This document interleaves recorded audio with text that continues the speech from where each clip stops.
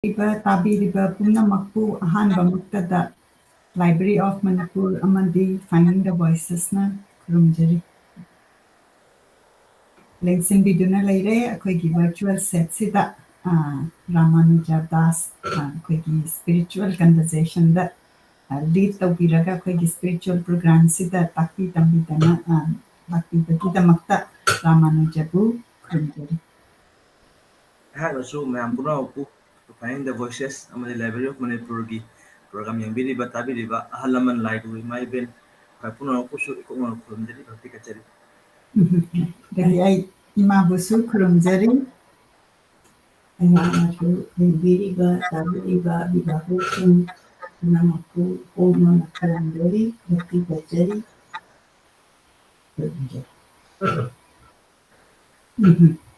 ꯑꯩꯈꯣꯏꯒꯤ ꯄ꯭ꯔꯣꯒ꯭ꯔꯥꯝꯁꯤ ꯂꯥꯁ ꯋꯤꯛ ꯑꯩꯈꯣꯏꯅ ꯃꯤꯁ ꯇꯧꯔꯨꯔꯦ ꯑꯩꯈꯣꯏ ꯈꯤꯇꯪ ꯇ꯭ꯔꯥꯚꯦꯜ ꯇꯧꯔꯨꯕꯗꯒꯤ ꯑꯗꯨꯒꯤ ꯃꯃꯥꯡꯒꯤ ꯑꯦꯄꯤꯁꯣꯗꯁꯤꯗ ꯑꯩꯈꯣꯏꯅ ꯆꯥꯟꯇꯤꯡꯁꯤ ꯇꯝꯖꯕꯅꯤ ꯑꯗ ꯆꯥꯟꯇꯤꯡ ꯑꯩꯈꯣꯏ ꯉꯁꯤꯒꯤ ꯄ꯭ꯔꯣꯒ꯭ꯔꯥꯝꯁꯤ ꯍꯧꯗ꯭ꯔꯤꯉꯩꯗ ꯑꯩꯈꯣꯏꯅ ꯆꯥꯟꯇꯤꯡꯒꯤ ꯑꯦꯛꯁꯄꯤꯔꯤꯌꯦꯟꯁꯁꯤ ꯈꯤꯇꯪ ꯁꯦꯌꯔ ꯇꯧꯖꯒꯦ ꯆꯥꯟꯇꯤꯡꯁꯤ ꯇꯝꯃꯕ ꯃꯇꯨꯡꯗ ꯑꯩꯈꯣꯏꯅ ꯌꯨꯝꯗ ꯑꯩꯈꯣꯏ ꯏꯃꯥ ꯏꯕꯥꯅꯤꯁꯤ ꯑꯩꯈꯣꯏ ꯃꯥꯗꯤ ꯍꯥꯟꯅꯗꯒꯤ ꯇꯧꯔꯕꯅꯤ ꯑꯩꯒꯤꯗꯤ ꯑꯍꯥꯟꯕ ꯍꯥꯏꯇꯥꯔꯦ ꯑꯗꯨꯒ 1 ꯔꯥꯎꯟꯁꯦ 108 ꯕꯤꯠꯁꯦ ꯇꯧꯔꯦ ꯑꯗꯨꯒ ꯑꯩꯈꯣꯏꯁꯤ ꯃꯐꯝ ꯃꯐꯝꯗ ꯆꯠꯄꯗ ꯈꯤꯇꯪ ꯀ꯭ꯂꯤꯞꯄꯤꯡ ꯈꯔ ꯂꯧꯖꯕꯁꯦ ꯑꯩ ꯈꯤꯇꯪ ꯁꯦꯌꯔ ꯇꯧꯖꯒꯦ ꯑꯩꯅ ꯚꯤꯗꯤꯑꯣ ꯃꯆꯥ ꯑꯃ ꯁꯦꯝꯖꯕꯅꯤ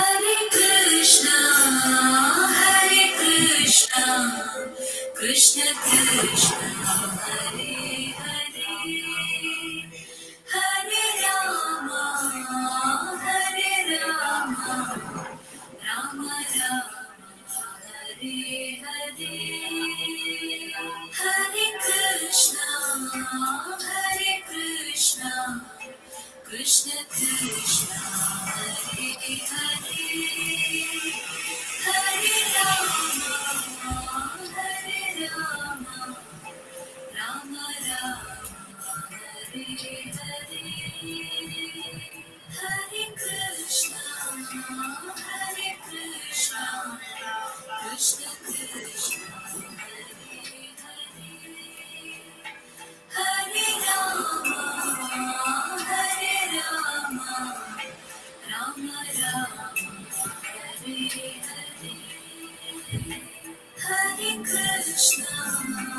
Hare Krishna Krishna Krishna Hare Hare Hare Rama Rama Rama Hare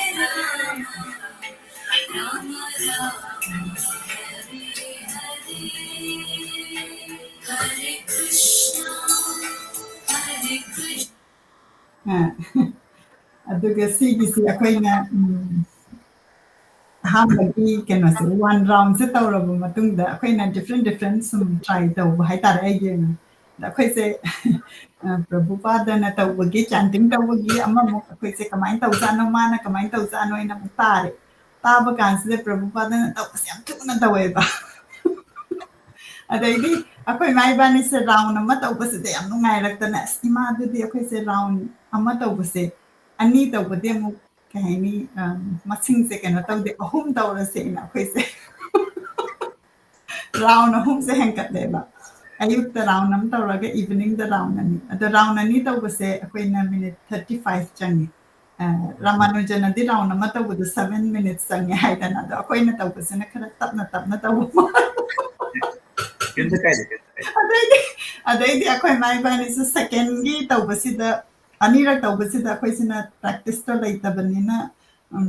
ꯑꯍꯥꯟꯕꯒꯤ ꯇꯧꯔꯛꯄꯁꯤꯗꯗꯤ ꯇꯞꯅ ꯍꯥꯏꯔꯝꯃꯒ ꯑꯅꯤꯁꯨꯕꯁꯤꯗ ꯉꯁꯥꯏꯒꯤ ꯄ꯭ꯔꯚꯨꯄꯥꯗꯅ ꯍꯥꯏꯕ ꯑꯗꯨꯃꯥꯏꯅ ꯊꯨꯒꯠꯂꯛꯄꯁꯤꯗ ꯑꯩꯈꯣꯏ ꯏꯃꯥ ꯏꯕꯥꯅꯤꯁꯦ ꯅꯣꯛꯄꯗ ꯑꯗꯨꯒꯤ ꯅꯣꯛꯄꯅꯦꯕ ꯉꯁꯥꯏꯒꯤꯗ ꯑꯗꯒꯤ ꯑꯩꯈꯣꯏꯁꯦ ꯌꯥꯝꯅ ꯏꯃꯣꯁꯅꯦꯜ ꯑꯣꯏꯔꯀꯥꯟꯗ ꯆꯥꯟꯇꯤꯡ ꯇꯧꯕꯗ ꯀꯞꯅꯤꯡꯕꯁꯨ ꯌꯥꯎꯔꯛꯑꯦ ꯑꯗꯣ ꯁꯤꯒꯨꯝꯕꯒꯤ ꯑꯦꯛꯁꯄꯤꯔꯤꯌꯦꯟꯁꯁꯤ ꯀꯩ ꯍꯥꯏꯅꯤ ꯔꯥꯃꯥꯅꯨꯖꯟ ꯑꯦꯅꯤ ꯀꯃꯦꯟꯠ ꯂꯩꯕ꯭ꯔꯥ ꯁꯨꯃꯥꯏꯅ ꯏꯃꯣꯁꯅꯦꯜ ꯑꯣꯏꯔꯛꯄ ꯑꯗꯩ ꯅꯣꯛꯄꯗꯁꯨ ꯅꯣꯛꯄ ꯍꯥꯏꯁꯦ ꯑꯩꯈꯣꯏꯅ ꯂꯥꯏ ꯁꯣꯜꯂꯤꯅꯤ ꯀꯥꯏꯅ ꯈꯤꯒꯠꯂꯤꯅꯤ ꯀꯥꯏꯅ ꯃꯌꯥꯝꯅ ꯂꯥꯟ ꯂꯧꯕꯤꯗꯕ ꯍꯦꯛꯇ ꯈꯥꯝꯕ ꯉꯝꯗꯈꯩ ꯅꯣꯛꯅꯤꯡꯕꯀꯣ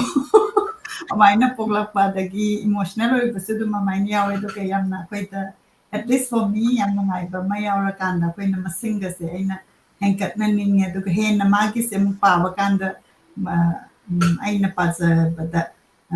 13 ꯆꯥꯟ ꯇꯧꯀ ꯍꯥꯏꯌꯦꯕ ꯑꯩꯅ ꯑꯁ ꯃꯁꯤꯗꯤ 13ꯁꯦ ꯉꯝꯕ꯭ꯔꯥ ꯌꯦꯡꯒꯦ ꯀꯥꯏꯅ ꯀꯃꯥꯏꯅ ꯏꯟꯁꯄꯤꯔꯦꯁꯟ ꯂꯥꯛꯄꯗꯣ ꯑꯗꯨꯃꯥꯏꯅ ꯇꯧꯔꯒ ꯑꯩꯈꯣꯏꯁꯦ ꯃꯐꯝ ꯃꯐꯝꯗ ꯑꯗꯨꯝ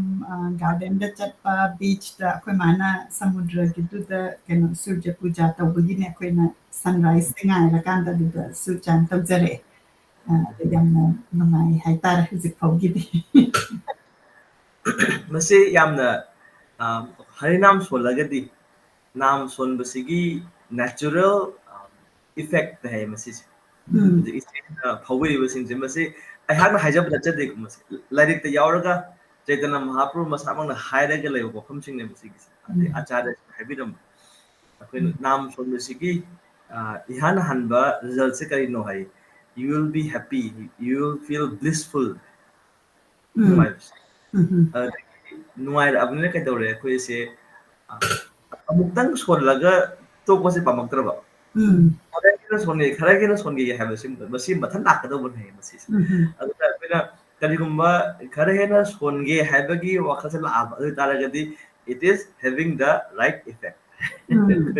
बस आइगी purification level आइबस ना आइना sincerely सोनजबजे मतुंगिना मसी अदुम immediate effect लाकदोइने सिगिस अदुगा जिक हाइबिदि बिचेना इमोशनल ओइरक मतमदा कोइना कमनिंगबा फनिंगबा हाइबसिसु नाम सोलाबा कांददी अखोइ गौरांग बोलिते होबे पुलक शरीरा हरि हरि बोलिते नयन बबे नीरा हैदने मलै मसी आचार्यस्नि बे विषयने नाम कृष्ण की नाम सुनबा कांसिदा तुजे ख्याउ ख्याउ सुनगदौने है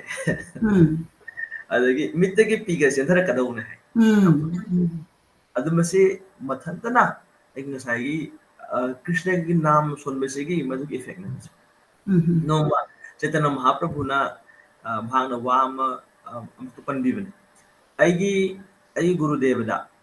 चैतन्य महाप्रभु की दीक्षा पीबीब गुरु से ईश्वरपुरी है कौ दुगा मार्क्सना गुरु से लेरे अदगी सन्यास लौरिबसिना केशव भारती है अदुगा माना हाइबने आईगी गुरुदेवना अइना हाइनाम सुनजरिबसे करिगिनो कोई सन्यासी ओरगदी वेद पागदबनी अदगी वेदांत नेगदबनी करिगिदमक संकीर्तन तौदा सोरokta कइद चलगा जगोय सारिबरन हंग अदुदा महाप्रभु खुंबिदे आई गुरुदेवना नंदी वेद पारुनु वेद पाबगी नंगी अधिकार लेते अदगी मोत्ता कृष्ण नाम सोलु मदुदुना नंगी पुंसिगी मकुम फाबो ओगदोरिबनी अदुना मसिगी मंत्र तापिये को हाइदना आई गुरुदेवना मसि हाइ नाम सुबिबनी नाम सोलुबो कांसिदा आइजे लेपंगमद्रे है सोल रे अमुक कपी अमुक नो अमुक चेली आइजे कइदौनो खंग्रे आइजे भुटनगा फारा बजाला है आई गुरुदेव मनांग आई संजरुरे असे गुरुदेव आइगोंदा करी मंत्र पिबीदबनो गोसाई अदुगा आइसे मसिग नाम से सोलुबदगी आइसे लेपंगमद्रे सुम सोलगा लेरे अमुक नोई अमुक कपी आई कइदौनो खंग्रे है मदु कांदुदा सै महागुरु हाइरे इबुंगो नंगसे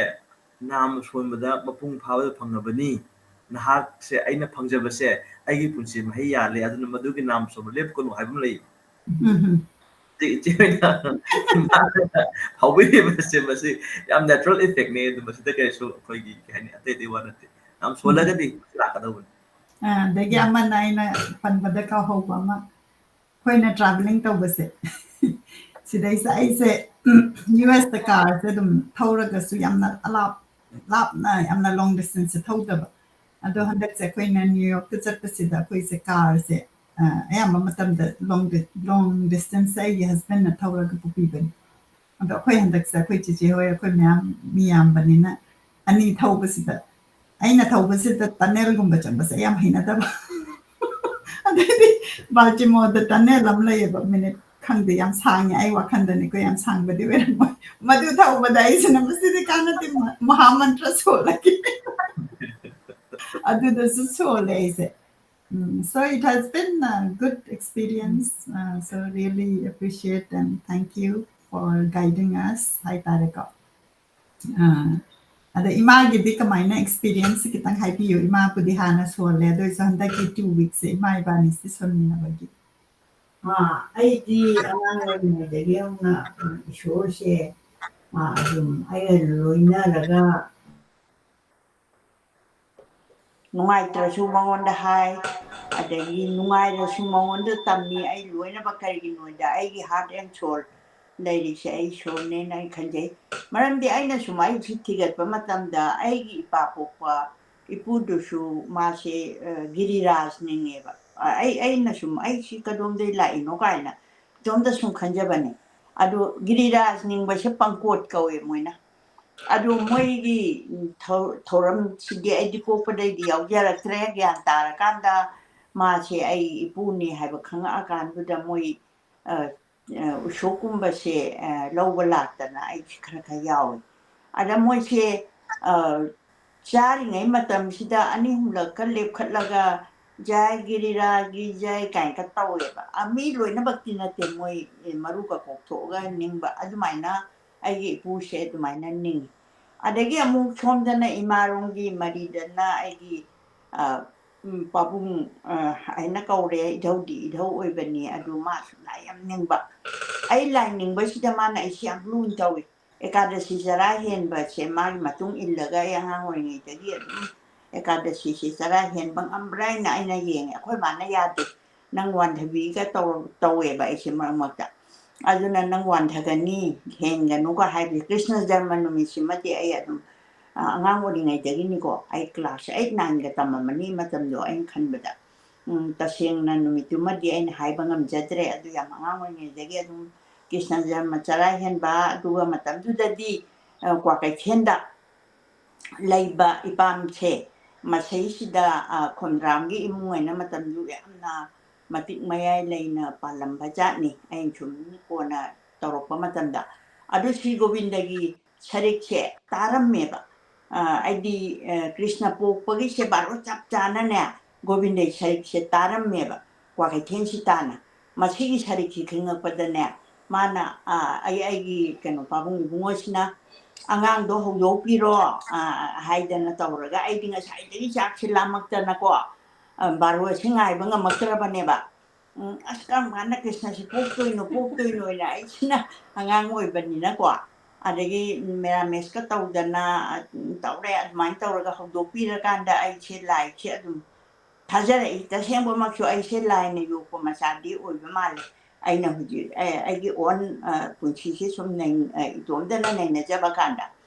ꯑꯗꯨꯃꯥꯏꯅ ꯇꯧꯗꯅ ꯏꯁꯣꯔ ꯍꯥꯏꯕꯁꯦ ꯃꯐꯝ ꯈꯨꯗꯤꯡꯃꯛꯇ ꯂꯩ ꯗꯤꯌꯥꯔ ꯏꯁ ꯑꯣꯟꯂꯤ ꯋꯥꯟ ꯒꯣꯗ ꯍꯥꯏꯕꯁꯦ ꯑꯩꯒꯤ ꯑꯆꯦꯠꯄ ꯊꯥꯖꯕ ꯑꯣꯏꯅ ꯇꯧꯔꯛꯏ ꯑꯗꯒꯤ ꯑꯩꯅ ꯃꯂꯥ ꯖꯞ ꯇꯧꯕꯁꯤꯗꯤ ꯑꯩꯒꯤ ꯑꯩꯒꯤ ꯀꯔꯤ ꯍꯥꯏꯅꯤ ꯏꯆꯥ ꯏꯕꯨꯡꯉꯣ ꯍꯧꯖꯤꯛ ꯐꯝꯃꯤꯟꯅꯔꯤꯕ ꯔꯥꯃꯥꯅꯨꯖꯥ ꯗꯥꯁ ꯍꯥꯏꯖꯔꯒꯦꯀꯣ ꯑꯩꯅꯗꯤ ꯔꯣꯕꯤꯟꯗ꯭ꯔꯣ ꯍꯥꯏꯅ ꯑꯗꯨꯃꯥꯏꯅ ꯑꯗꯨꯝ ꯅꯤꯡꯁꯤꯡꯖꯕꯅꯤ ꯁꯥꯇ꯭ꯔ ꯑꯣꯏꯔꯤꯉꯩꯒꯤ ꯑꯗꯨꯗ ꯑꯩꯅ ꯍꯥꯏ ꯏꯕꯨꯡꯉꯣ ꯑꯩꯒꯤ ꯀꯩꯅꯣꯒꯗꯣ ꯑꯝꯇ ꯄꯤꯔꯛꯑꯣ ꯑꯩꯁꯤ 70 years ꯁꯨꯕꯗꯒꯤꯗꯤ ꯃꯄꯨꯡ ꯐꯥꯔꯀꯥꯟꯗ ꯑꯩꯁꯨ ꯋꯤꯗꯣꯁꯨ ꯑꯣꯏꯔꯦ 69ꯗ ꯑꯣꯏꯕꯅꯤ ꯀꯩꯁꯨ ꯌꯥꯝꯅ ꯀꯩꯅꯣ ꯉꯟꯅ ꯌꯥꯝꯅ ꯏꯃꯣꯁꯟ ꯀꯩꯅꯣ ꯇꯧꯔꯤꯉꯩ ꯃꯇꯝꯗꯨ ꯅꯠꯇꯦ ꯑꯗꯨꯕꯨ ꯑꯩ 70 ꯁꯤꯗꯒꯤꯗꯤ ꯑꯩꯁꯦ ꯏꯆꯥꯁꯨ ꯏꯁꯣꯔꯅ ꯄꯤꯕꯤꯗꯅ ꯃꯥꯏ ꯃꯈꯣꯡꯗꯨ ꯂꯦꯞꯄ ꯉꯝꯖꯔꯦ ꯑꯗꯨꯅ ꯑꯩꯁꯦ ꯍꯧꯖꯤꯛ ꯑꯩꯈꯣꯏ ꯏꯃꯨꯡꯒꯤ ꯊꯕꯛ ꯑꯣꯏꯕ ꯃꯌꯥꯝ ꯆꯦꯜꯂꯝꯕ ꯃꯌꯥꯝꯁꯦ ꯑꯩ ꯑꯝꯇ ꯇꯧꯈ꯭ꯔꯔꯣꯏ ꯑꯗꯨꯒ ꯃꯄꯥꯟꯒꯤ ꯑꯣꯏꯕ ꯈꯤꯇꯪ ꯃꯌꯥꯝꯒꯤ ꯑꯣꯏꯕ ꯍꯥꯏꯗꯤ ꯑꯩꯅ ꯆꯦꯟ ꯆꯣꯡꯕꯃꯛ ꯉꯝꯗ꯭ꯔꯒꯁꯨ ꯃꯤꯑꯣꯏꯕꯒꯤ ꯁꯦꯕꯥꯁꯦ ꯑꯩ ꯇꯧꯖꯒꯦꯅ ꯈꯟꯖꯔꯕ ꯃꯇꯝꯗ ꯑꯩꯅ ꯅꯥꯝꯁꯦ ꯁꯣꯟꯅꯤꯡꯉꯛꯑꯦ ꯅꯥꯝꯁꯦ ꯍꯦꯛ ꯁꯣꯟꯅꯤꯡꯕ ꯃꯇꯝꯁꯤꯗ ꯑꯩꯒꯤ ꯔꯥꯃꯥꯅꯨꯖꯥꯁꯤꯗ ꯑꯩꯅ ꯍꯥꯏ ꯏꯕꯨꯡꯉꯣ ꯑꯩꯒꯤ ꯀꯩꯅꯣꯒꯤ ꯑꯩ ꯅꯥꯝ ꯁꯣꯟꯅꯤꯡꯉꯦ ꯅꯥꯝ ꯁꯣꯟꯕꯗ ꯀꯩ ꯆꯪꯒꯦ ꯍꯥꯏꯁꯦ ꯅꯪꯅ ꯑꯝꯇ ꯄꯤꯕꯤꯔꯛꯑꯣ ꯍꯥꯏꯅ ꯍꯥꯏꯕꯗ ꯃꯥꯅ ꯌꯥꯝ ꯐꯖꯅ ꯑꯩꯈꯣꯏꯒꯤ ꯃꯂꯥꯁꯦ ꯄꯤꯕꯤꯔꯛꯑꯒ ꯃꯂꯥꯁꯤꯒꯤ ꯑꯍꯥꯟꯕ ꯖꯥꯏ ꯁ꯭ꯔꯤ ꯀ꯭ꯔꯤꯁꯅ ꯆꯩꯇꯟꯌ ꯄ꯭ꯔꯚꯨ ꯅꯤꯇ꯭ꯌꯥꯅꯟꯗꯅ ꯍꯥꯏꯕ ꯆꯦ ꯃꯆꯦꯠ ꯑꯃꯗ ꯅꯤꯇ꯭ꯌꯥꯅꯟꯗꯁꯤꯅ ꯍꯥꯏꯕ ꯁ꯭ꯂꯣꯛꯁꯦ ꯏꯔꯒ ꯄꯤꯔꯛꯑꯦ ꯃꯁꯦ ꯑꯩꯅ ꯐꯥꯅꯕ ꯍꯣꯠꯅꯖꯕꯅꯦ ꯑꯗꯨꯅ ꯍꯦꯛ ꯐꯥꯕ ꯂꯣꯏꯕꯒ ꯑꯩꯍꯥꯛꯅ ꯃꯁꯤꯒꯤ ꯅꯥꯝꯁꯦ ꯁꯣꯟꯕ ꯅꯨꯃꯤꯠ ꯊꯥ ꯑꯐꯕ ꯑꯃ ꯍꯦꯛ ꯄꯤꯕꯒ ꯑꯗꯨꯒꯤ ꯅꯨꯃꯤꯠ ꯑꯐꯕ ꯑꯃꯗ ꯑꯩꯅ ꯅꯥꯝꯁꯦ ꯁꯣꯟꯕ ꯍꯧꯖꯈꯤ ꯏꯕꯨꯡꯉꯣ ꯑꯗꯨ ꯅꯪꯗꯤ ꯀꯩꯅꯣꯅꯤꯅ ꯕ꯭ꯔꯦꯟꯗꯨ ꯅꯧꯔꯤꯕꯅꯤನ ꯀꯔꯝꯕ ꯇꯥꯔꯤꯛꯇꯅꯣ ꯇꯥꯔꯤꯛ ꯍꯥꯏꯗꯤ ꯖꯁ ꯅꯠꯇ꯭ꯔꯒꯁꯨ 19 ꯀꯌꯥꯗꯅꯣ ꯍꯥꯏꯕꯁꯦ ꯅꯤꯡꯁꯤꯡꯉꯒꯗꯤ ꯑꯝꯇ ꯍꯥꯏꯕꯤꯔꯛꯑꯣ ꯑꯩꯗꯤ ꯁꯨꯝ ꯍꯦꯛꯇ ꯀꯩꯅꯣ ꯑꯣꯏꯊꯣꯛꯈ꯭ꯔꯦ adagidi aina namse Jai Shri Krishna Chaitanya Prabhu Nityanandana Shri Advaita Gadadhar Shivasadi Gaura Bhakta Vrinda Hare Krishna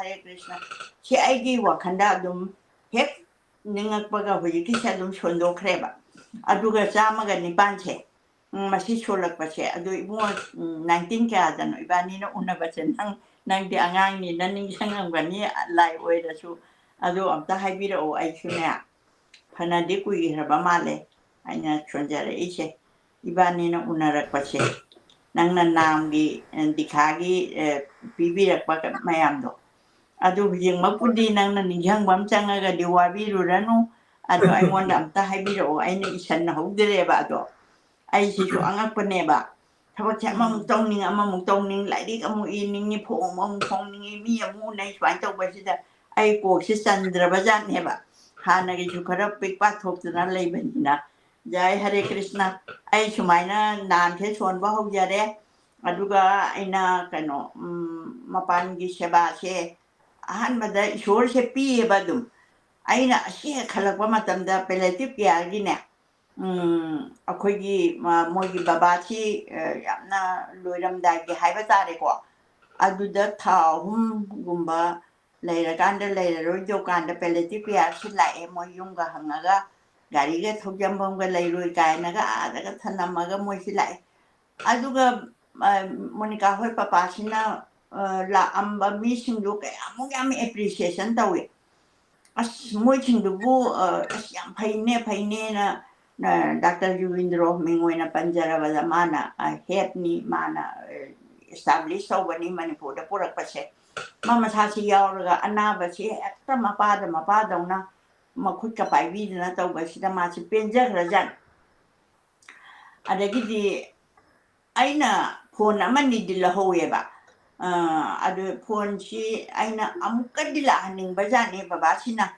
Nahangila Ambasing Dubukada de Kauge Koke Matam do Ishuna, but do Hangela Panina, Satoko Topa, Gari Tongo Shuhangam Daba, Adu Aisha Moiche can take over she. A pondu the dita way, do a pondu Dr. Makidi la Hogdra in a bevat, and Hogda Braina. Adumayam Pamna la Pachingam Hidana Dum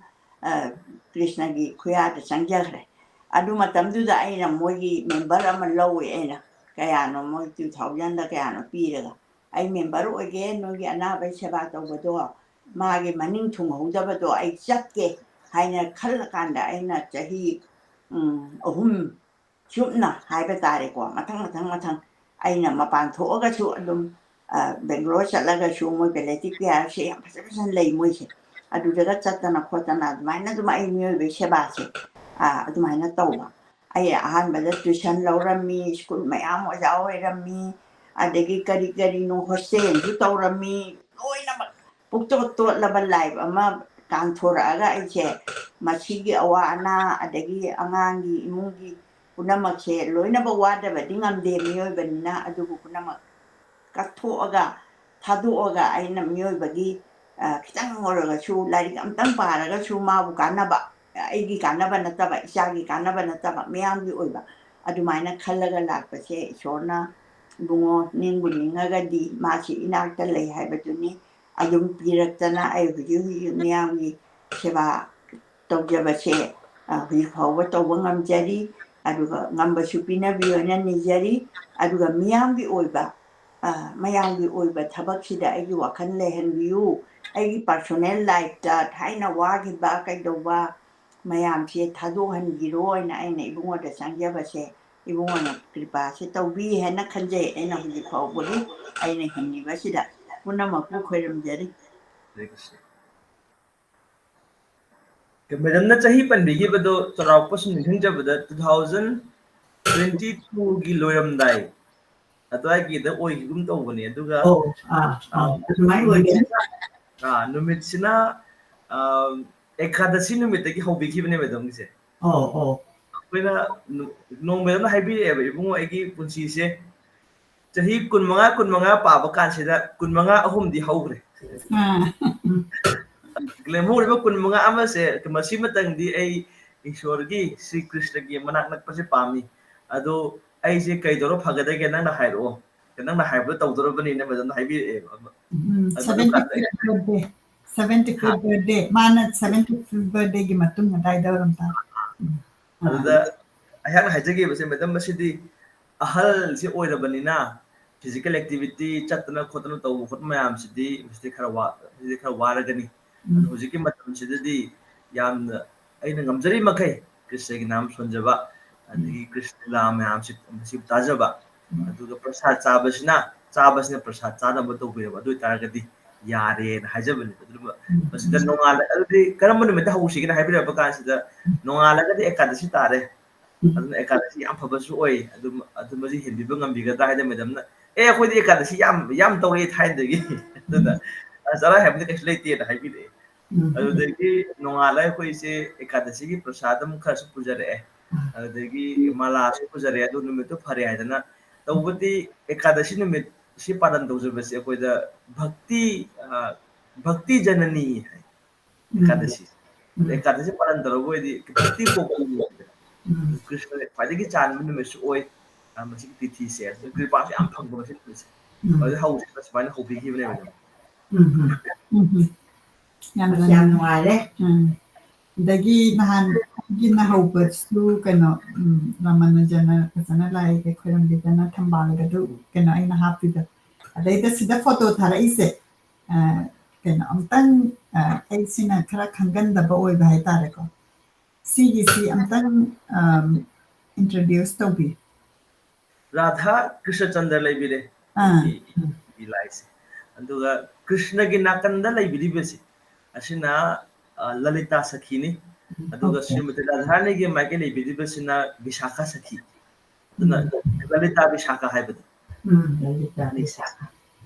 याम चानबा गोपी सिंह मरत फाइदगी चानबा अनि okay dagi si pictures su thabire सिगिसिना कोई गौरनिताई गौरांगा महाप्रभु का नित्यानंद प्रभु का अदु मसिदा लेदिबा कोई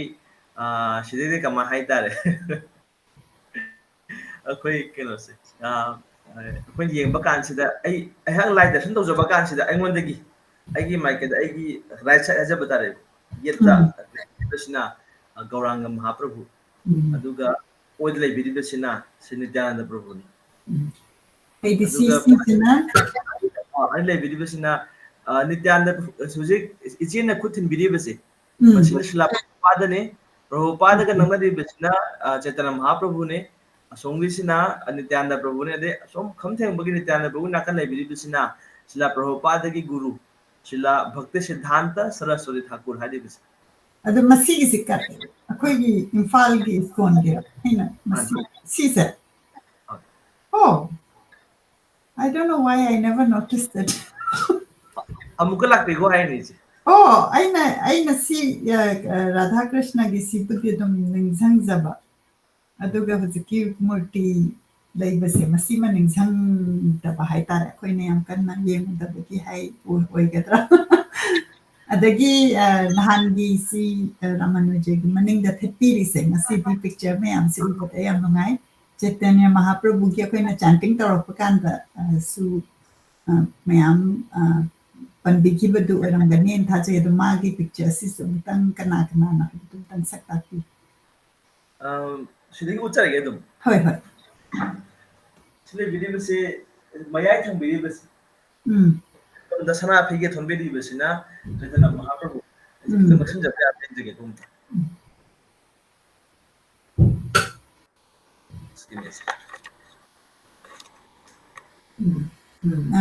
ura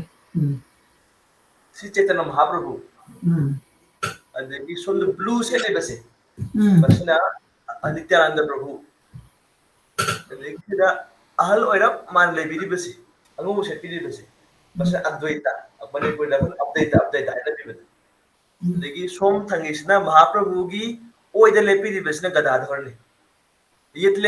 yetna nityananda prabhu le re oidna gadadhar le re gadadhar के सोमदा उमाय मथन ले वीडियो ने श्रीवास आदि गौर भक्त वृंद हाइदि मंगासिन दे श्री कृष्ण चैतन्य प्रभु नित्यानंद श्री अद्वैत गदाधर श्रीवास मंगासिन लेबे ꯌꯥꯝ ꯅꯨꯡꯉꯥꯏꯔꯦ yam ngai jare si takpi bagi ai de ako'y na ahamba chanting tawbagi sonbasida solibadu sigi picture se akoina ningsang agadi magi form se si ningsang ba haita okay adudi ngasi si akoi si adum wari sanabada matam si khangaude 25 minutes suzalae ado akoina ahambada chanting gi si tamjaba kanda masi akoina kamaina akoina laigi seba laig kamaina close oirakani haibagi lambi haitare ko adugumbagi tawgibada maina haijarapane do masidaisa amuk sandokna mu akoina seba tawbasi gi maramda akoina laigi oibe yai natragana aina akoigi society da giving back to society kaina maina akoina khalakpa wakan sida scripture na kari haike haise masi kitang khangjaningba ado ngasigi session sida Ramanuja na kitang takpiragadi yam namaijagan Thagatrisi. Madam also kurumjari. Thangai sengbadi Sri Chaitanya Mahaprabhu na takpiba wa amalai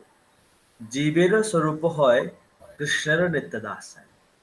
Jibagi mahaki thangai sengba tawgada mahaki dharmadi seba tawbani habasima. Ekoina haksang sima puraga leiba kawbanina आत्मा अखोई से भगवत गीता की मतुंग नदी भगवान श्री कृष्ण ताकपिली बसी मतुंग नदी अखोई हक्सांग सिनते आत्मनी है बसी में ताकपिली हक्सांग सिदी अखोइना फी अमा थोंजबगुमबनी फीसिना मल्लब कांदा अनौबा अहनबा फी अमा होंदोपगुम अखोइना हक्सांग सि मंथरबा कांसिदा आत्मसिना हक्सांग अमल मंथरबा हक्सांग सि थादोकलमने हरगा अनौबा तकतकते हक्सांग अमा लौदोरिबनी हैबसिमदी सिमै लेरे अदुदा अखोई हक्चांग सिगा आइगा खेनबसिमा लेरबनिना आत्मगा हक्चांग सि खेनरे हारबनिना धर्म सिदसु अखोइना स्वधर्म हाइदना अमा नैनरई हक्चांग सि गलोइनरगा लेरिबनिना अखोइ मिपुम खुदिमक से हेक्ता अखोइ हौबगा आइसि आत्मनी हाइबगी थाकता काबसे मसिदी हेक मसि अखोइना ngamba नते अदुना आइगी लेरिबा फिबम सिदा मसि आइगी भक्ति की लंबी चंग हौजगदौबनी अदुगा मागे तम तमना थमोय सेंगरपदगी मतुंग इन्ना महाकी एडवांसमेंट असि लाकदौबनी हाइबसिम थेंगजे अदा अखोइना अखोइ मियोइबगी धर्म से करिनो हाइनि यंगपकांसिदा अखोइना धर्म हाइबा कांसिदा मागी माय अखोइना हिंदू धर्म क्रिश्चियन धर्म अखोइगी आइदा अखोइगी मैतै ओइरसु मुस्लिम की ओइरसु तोंगान तोंगान मैम लेग्रे मसिगी चै इलिबा मैम सि कनतबा धर्म हाइबा कांसिदा मागा सागोनरिबा मागी मसक ताइबा युफम पीरिबा अदुगम क्वालिटी अदु तौगदबा तहोम तोक थादोपा यादबा हाइबदि खुदमन हारबदा ओजा छात्र मोरगदी ओजादा खुरुमजबा ओजादा व्यवहार कायदबा हाइबन सिंग बिस लेरबा कांददी अदुम मयामना हाइना बिरगने अंगांग सि धर्म ले छात्र धर्म ले नत्र ममा आपा सेवा तौर मसिगी मचा से मचा के धर्म मसक खंगी हाइबन सिंगबा मसिगुम अदुम अखोइ ताने अदुदा अखोइना धर्म हाइबा कांसिददी अखोइ से जीवसिना मियोइबसिना ओरगदी तौगदबसे सेवा सिने हाइ मियोइबगी मसक ताकपा पादगी टॉप टॉप मगुनसे अखोइ से अदुम सेवा तौई ममा पाना मचा के सेवा तौई मचा ममा पा सेवा तौई ओजा सिंगा छात्र सेवा तौई ओजा लाइक ताइबसु छात्र के सेवा तौबिरिबनि छात्र न ओजा के वा लौबिरिबा ओजा के वा लौजरिबा ओजा न हाइब इंजरिबा असेसु ओजा के सेवा तौजरिबनि अमसुंग समाज के सेवा तौई समाज के मको ओइबसिंगसिना अमुक मयाम प्रजा के सेवा तौई अदा सेवा से अमग अमक अदुम तौरगा लैबसि मसी मियोइबा हाइबसिगी मागे तना थानबा याद्रब धर्मनी हाइ सिगु सेवा तौबसे अमसुंग मरुनि पकांदि अदुबु हक्चांग सिम लैदि मखैदि आइना हक्चांग से आइना हेना खलि मखैदि कोइसे वर्णाश्रम हाइदन अम लैदे वर्णाश्रम से मसिदि ईश्वरना सेंबिबनि हाइदन हाइ भगवान श्री कृष्ण हाइबिदि चतुर्वर्ण्यम मया सिस्टम गुण कर्म विभाग सा हाइदन Bhagavad Gita हाइबिदि होइना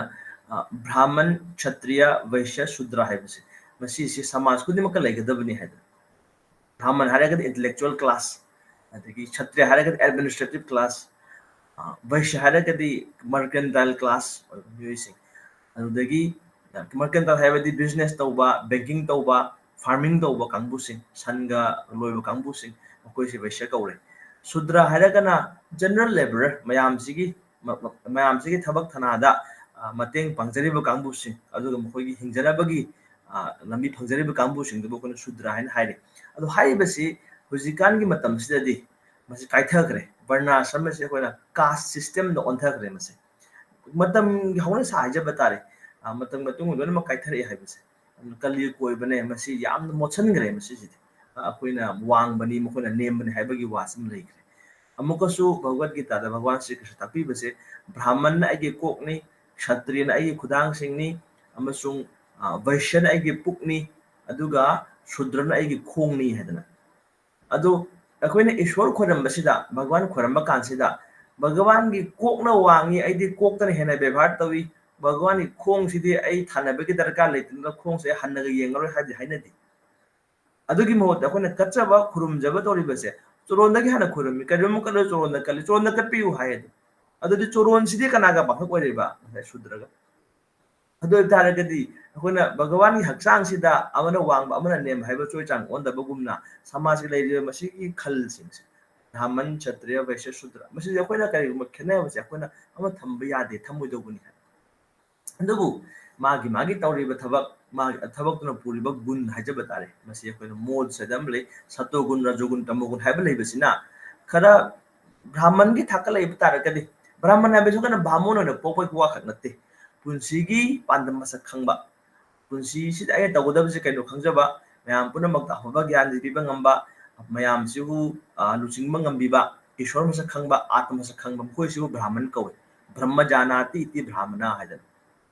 aduga kshatriya oragana mayam singa pishin biba yamna kan thoba ki daba yam resourceful oiba mayam mating pamngamba asigu masne kshatriya haire adagi vaishya hara kandana lo singu ba tawriba san seliba adagi banking tawriba kangbu sing makoi sibna vaishya hare amasong sudra haiba kanadi karino mayam sigi makoi na mating panga tawriba abu leiba sinsida adar masida amana heli amana tai haiba gi wal leiba nati adubu magi tawruba thabu like tak pa khot ha bes khara ing ta khara changi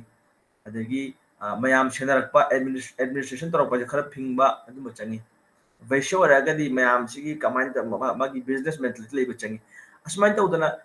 brahman sina khara wangi haibagi wan mayam si yang pukan sida adagi adu masida mana wangi hadan atobu manam thadi gi habana tab awang bo waragadi ahal waragadi magi makhata manaw singe mokos lun tobi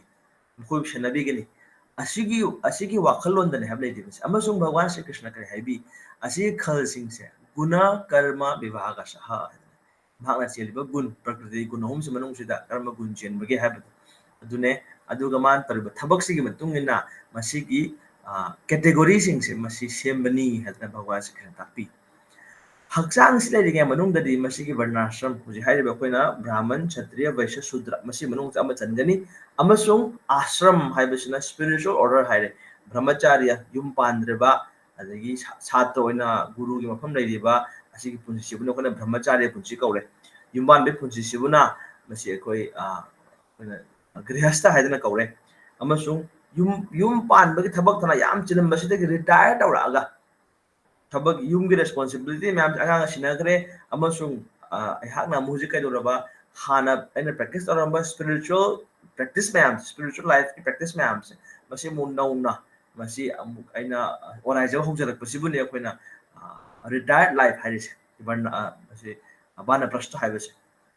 adagi di masi mapung phare ai pura spiritualized ai se pura spiritually enlightened oire hairaba kanse kai tawre mayam punamak sigi seba se tawrage haidana mahak se sannyas hain sammak nyas adi loina mak thadom aigi ni haiba wakhalon aigi haiba sumno thadom la haraga mayam punamak sigi pithri pumba se aigi family ni mayam punamak sigi jiwa parmale punamak se makhoi sigi mangol oina bagi damakta mayam sibu ai ngamjaba seba tawjage ishwar gi mamda mayam da khangan jarugi khanga boy taragadi makhoi je wakhal nungai ga doribani makhoi awawa ko ko doribani haibagi adugumba scripture sida leiriba आचार्य सिंहसिदा गुरु zone सिंहसिदा परंपरा धारा संप्रदाय की धारा लेरिबा सिंहसिदा चप चाना ईश्वर थाजबसे थमजरे हारगा ma'am की सेवा के थोलकदोरिबने अदु तारगदि सुमेंग बिरो हाइरे मसी के सोसाइटी खल मैम से मसी से ईश्वर ने सेंबी बने सो हाइरे मसी नेचुरल डिवीजन और नेचुरल हायरार्की ने सो हाइबीरे अमसुंग मसी चेलिबा नुंगी इथिलदी करिनो सेबा कमाय सेवा तौगदगे कमाय करम ममो सेवा तौगदगे हाइबसिंग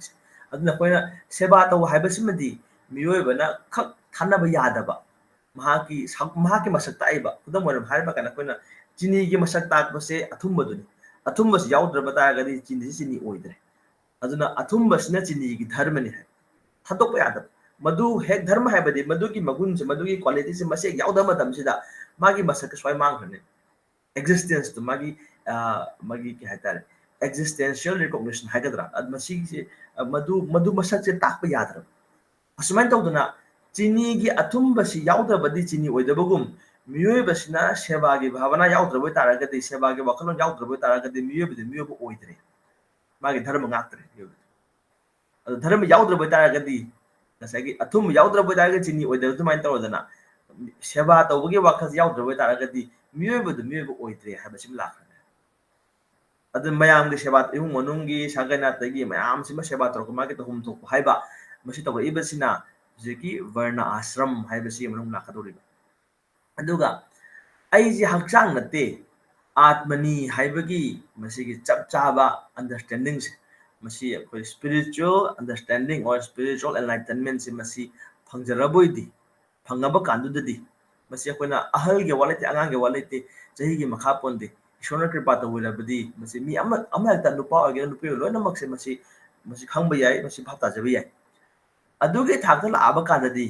सन्यास तगी महाक नमुक थाक से वांगत करे कोना वैष्णव हायरा कदोरिस वैष्णव हायबदी ईश्वर दा मपुंग फाना चंगरब कंबु सिंगने होइना अखोगी लोंदा दा मसी कोना वैष्णव हायजरे अदु ओइबा तारगदी महागदी करम थाकते यंगागनी हक्सांग नत्रे आत्म की थाकते यंगागनी महागदी अदुना आत्म की धर्म दि करिनो ईश्वर की सेवा तौबा हाइबस ईश्वर का सुगा थानादबा महागी यामना मरी से जीव की थबक जीव की मथौदी जीवेर स्वरूप होय कृष्णर नित्यदास हाइबस भगवान श्री कृष्ण की नित्यदास ने मतम चुप की मनाइनी हाइबा मा महाप्रभु ताकपिदिबस अदुना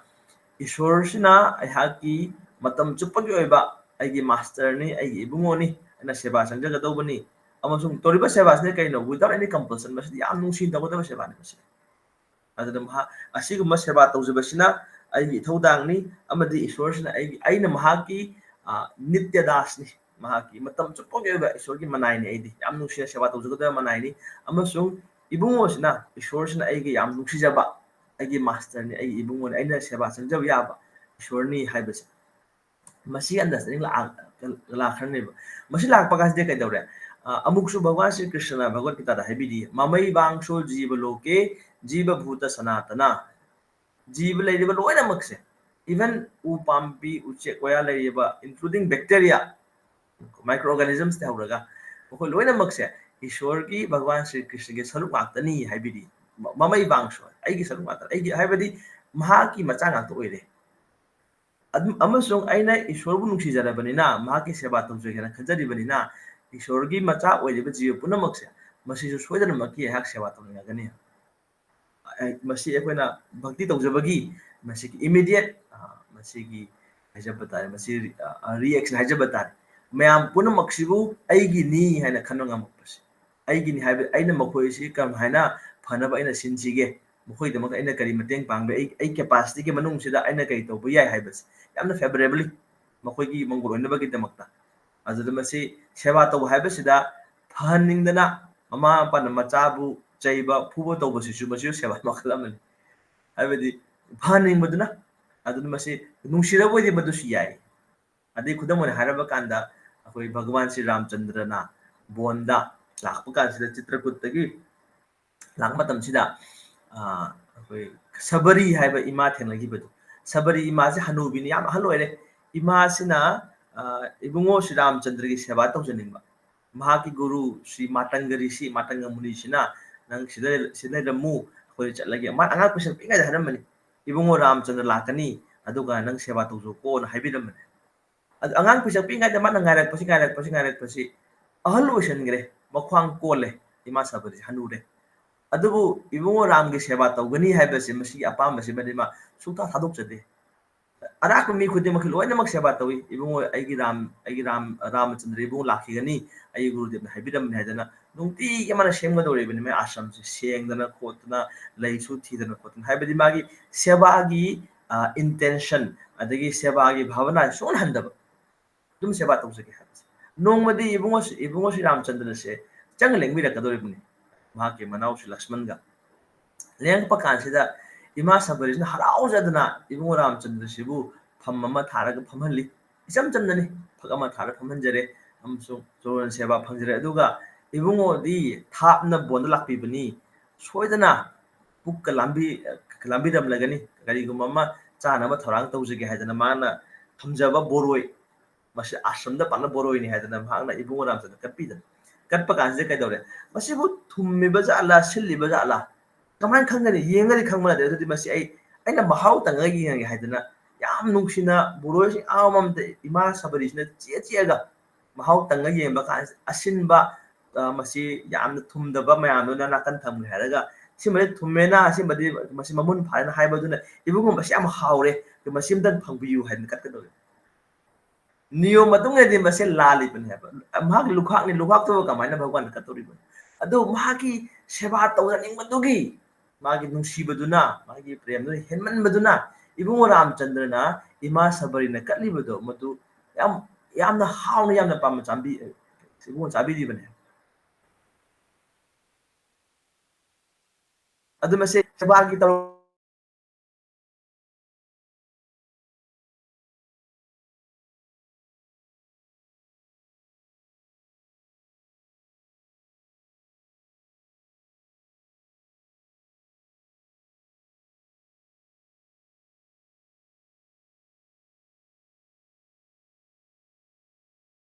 लंजा हायरसु ईगल हॉक हायरसु यारे मखोय तानरग मासी फादोगी चादोगी तानरकपनि हायरेबो उचेक अनेसिदि मसी लाइन ओनबा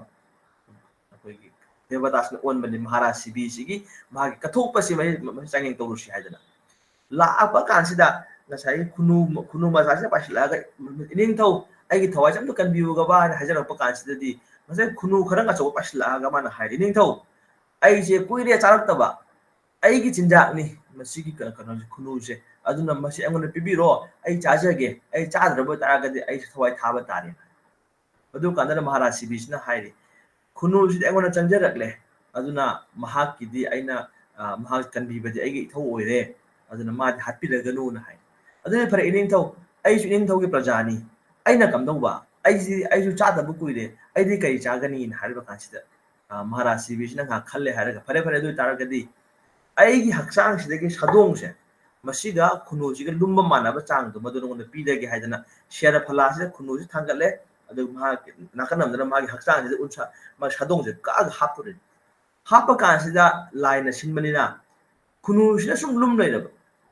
हक्सांग सिमा खुदांगदगी अमुक ई फैबोमदगी अमुक ई मथमदा हापकपा कांसिदा खुनुसे सुम लुम लैरे उपाय ददना माना कदे फरे अदुदि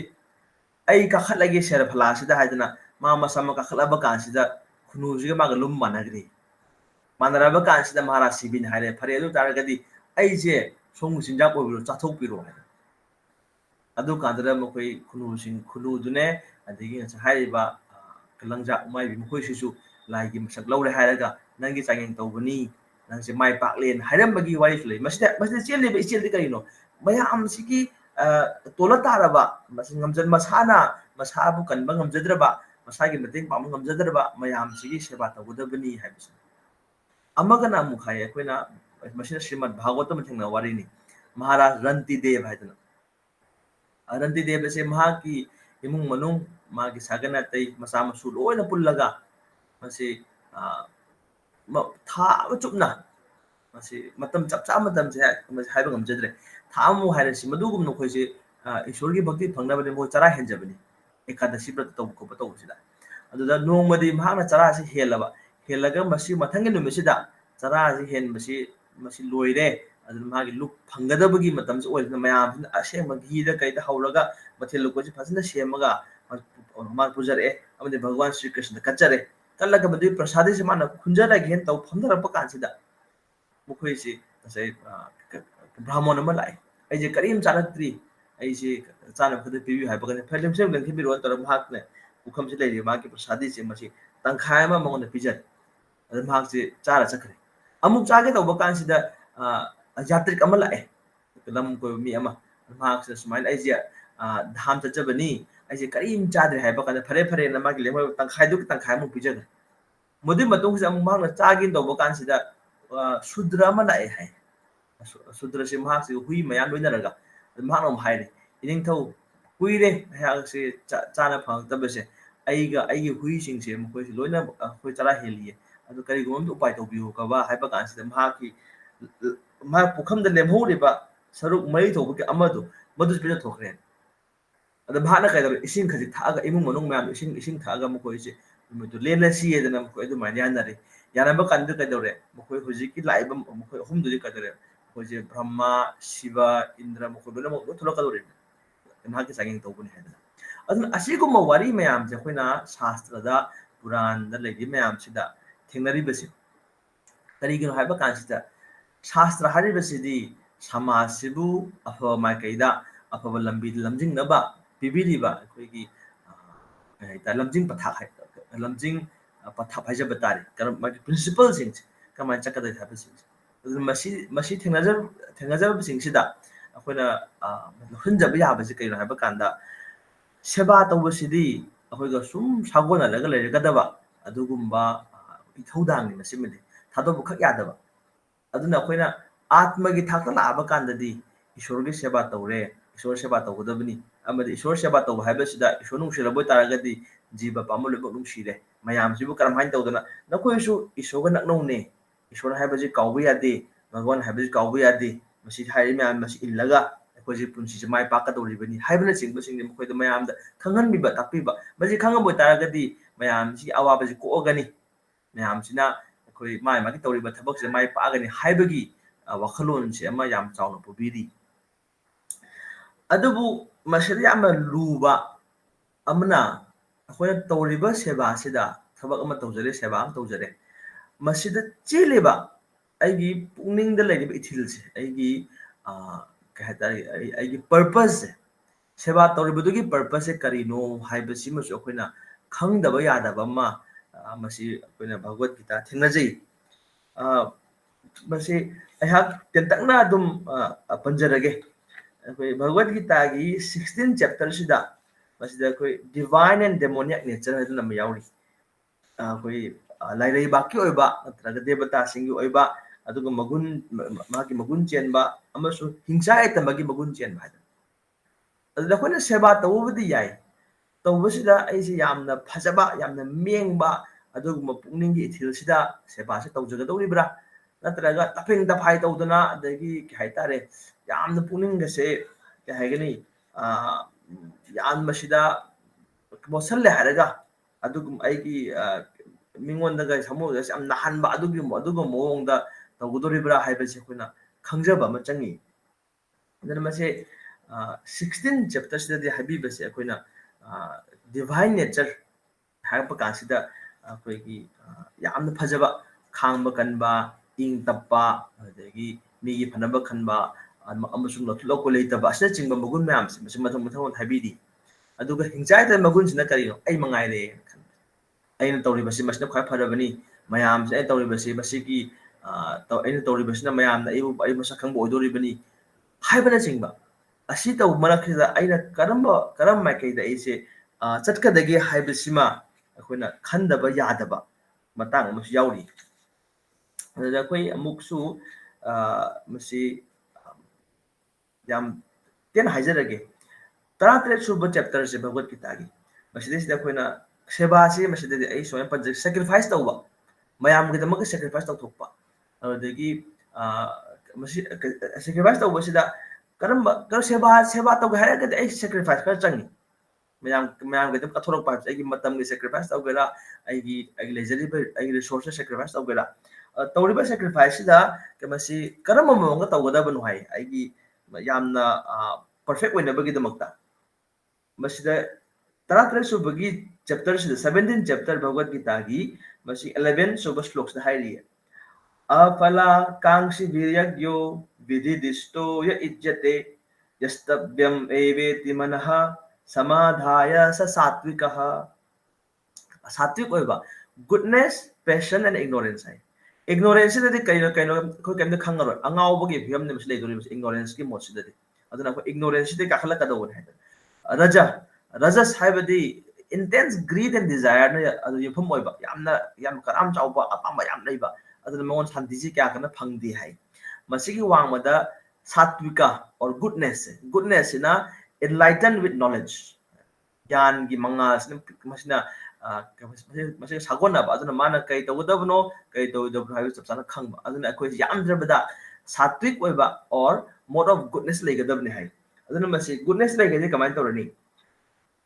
of sacrifices तौरिबा sacrifice मैम से मसे मनखदा the sacrifice performed according to the directions of scriptures शास्त्र के मतुंगिना शास्त्र पीरिबस मतुंगिना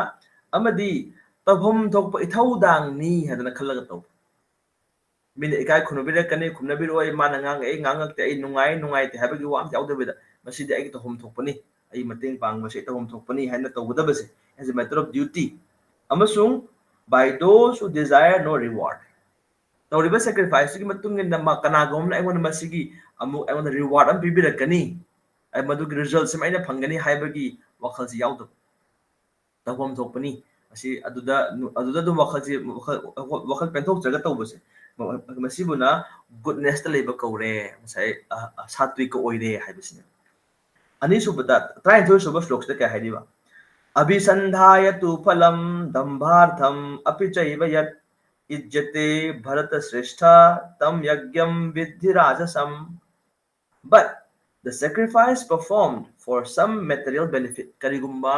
ऐगी संसार के बकाना मिंचत कई कराय कोन फक्सेल तुम हमो को अदुगी वकल्स ने मंगोय नरे हारगा some material benefit की तमक्ता or for the sake of pride ऐगी ego हेंगतनबा ऐगी अहंकार ऐगी pride हेंगतनबा की तमक्ता तौबदु ऐगोन मीना मिंचत पिबिदा कनी मीना मस खंगसनु हाइबा अदुगुम्बगी वखल दुबना कई कौरे you should know to be in the mode of passion मसिना रजस ओइल रजोगुनी ओइबसे अदेगे तरावम सुबसे क्या है विद्धिहीनम अशिष्टानम मंत्रहीनम अदक्षिणम श्रद्धा विरहितम यज्ञम तामसम परिचक्षते अदुना तमुगुन लेबा थाखिदि अखोय मसे सुंदो तोइदबनी हाय any sacrifice performed without regard for the direction of scripture शास्त्र की वाता दविदा without distribution of prasad ईश्वर कलबा चाना पोचे प्रसादी यंथोक्तबा without chanting of Vedic hymns शास्त्र यावरिबा अफवा यामना कोई पुनिंग सिंदोंगा होबा मंत्र सिंग सोंद्रबा हाइबदे को हरिनाम सोलिबा संकीर्तन यावदबा and remuneration to the priest लेंबिर एबा ngasiगी थबक थरम सिंग पाखोक पिरिबा अखोइगी ब्राह्मण सिंग लेरिबा मयाम मतेंग बांगबिबे सिंग से मखोय तविमन खम उच्चबगी करिगु मखल दान खर तौदबा अमसुंग without faith थाजबस यावदबा मैम तमरे अपने पगदो दो लोरे असि याम कन खलो दरकार है हाइदना थाजब यावदन तौबसे मसिबुना इग्नोरेंस त कौरे अदुन मसे कोइ वंखलक दरकार ताई हाइबसिने अदगी मसे अमुक सेवा तौबा हाइबसि जु तपस्या मखलमन ऐगी ऐगोन अवाबा क्या मायकनर कदौरिबनी अदुमस ऐ वाजसनु कशु काइदे मसे अवाबा खरसिदि मयाम नबु मसिदि कानगनी हाइरगदि ऐ खर वाथोके कशु काइदे अदुम ऐ वारसि यारे हाइबना सिंगबसे के मसिगी वखल सेदना मस तपस्या हाइरे तपस्या से करम तपस्या नो अमति इंगदसि 14 सुबसिदा 17 14 दा हाइरि देव द्विज गुरु प्रज्ञा पूजनम शौचम आर्जवम ब्रह्मचर्यम अहिंसा च शारीरम तप उच्यते austerity हक्सांग austerity से कइनो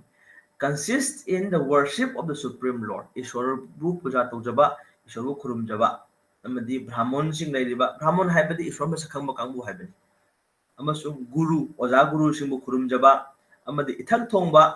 इथक तुम कना इमा इपा बु खुरुमजबा अमदि लुनान लेबा हक्सांग से नुंग पान लुनानबा हाइबदि अखोइगी वखल पुनिंग नानबा हाइदोरि वखल पुनिंग से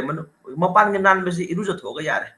अदगी फी असुब सेलगा यारे अदुबु फी असुब फनायाम सेले हाइदनसु फनायाम इरुजरे हाइरगसु ऐगी थमोइसना मोलबा तारगदि ऐ सेंगबा यौद्रे है aduna sengbase nungsu panu sengadabani nung seng haiba taragadi ishorbu khurumjaba ishorgi nam sonjaba ishorni hingjabase masina nungi internal cleanliness oile simplicity yamna puningi chamja puning chamba haibdi kaino chambaga pangba kheni chamba haibasidi akoina ishorna haiba shasna haibase tok thajaba ngam खुदम इमा इपाना खुद करीगुम सिदी सिनी हाइबा काना कोन थाजब ngambadu angang macha amagi oina child like simplicity hai adumai adugumba gi simple straightforwardness oibadu adugum am leiba celibacy habde brahmacharya haibadi akona yumban keiban magi lambi da changdra haibadu masu yare amasung yum palabu kangbu grihasta so hai householder sing yum palabu sing yamna mukoi se mukoi life partner sing sida matai manau sina amada yamna thajanaba habdi ke haiba tare masi akoina partner se akoina matai no lai bas masi ta atopada miyeng tarudraba nupa obasina ma loinari bi nupi si khaktang mangoda da puning thamjaraga atopa nupi sing da magi wakhal thamudraba atoba yemudraba nupi obasina su magi mapuro basitong adoda magi pun rupsaraga magi seba tawjara leijaba atai atopa nupa mangoda heli kana atopa nupa da miyeng tarudraba adu waragadi yum palabasu adugum yuban magi lamidudi madusu brahmacharya kaw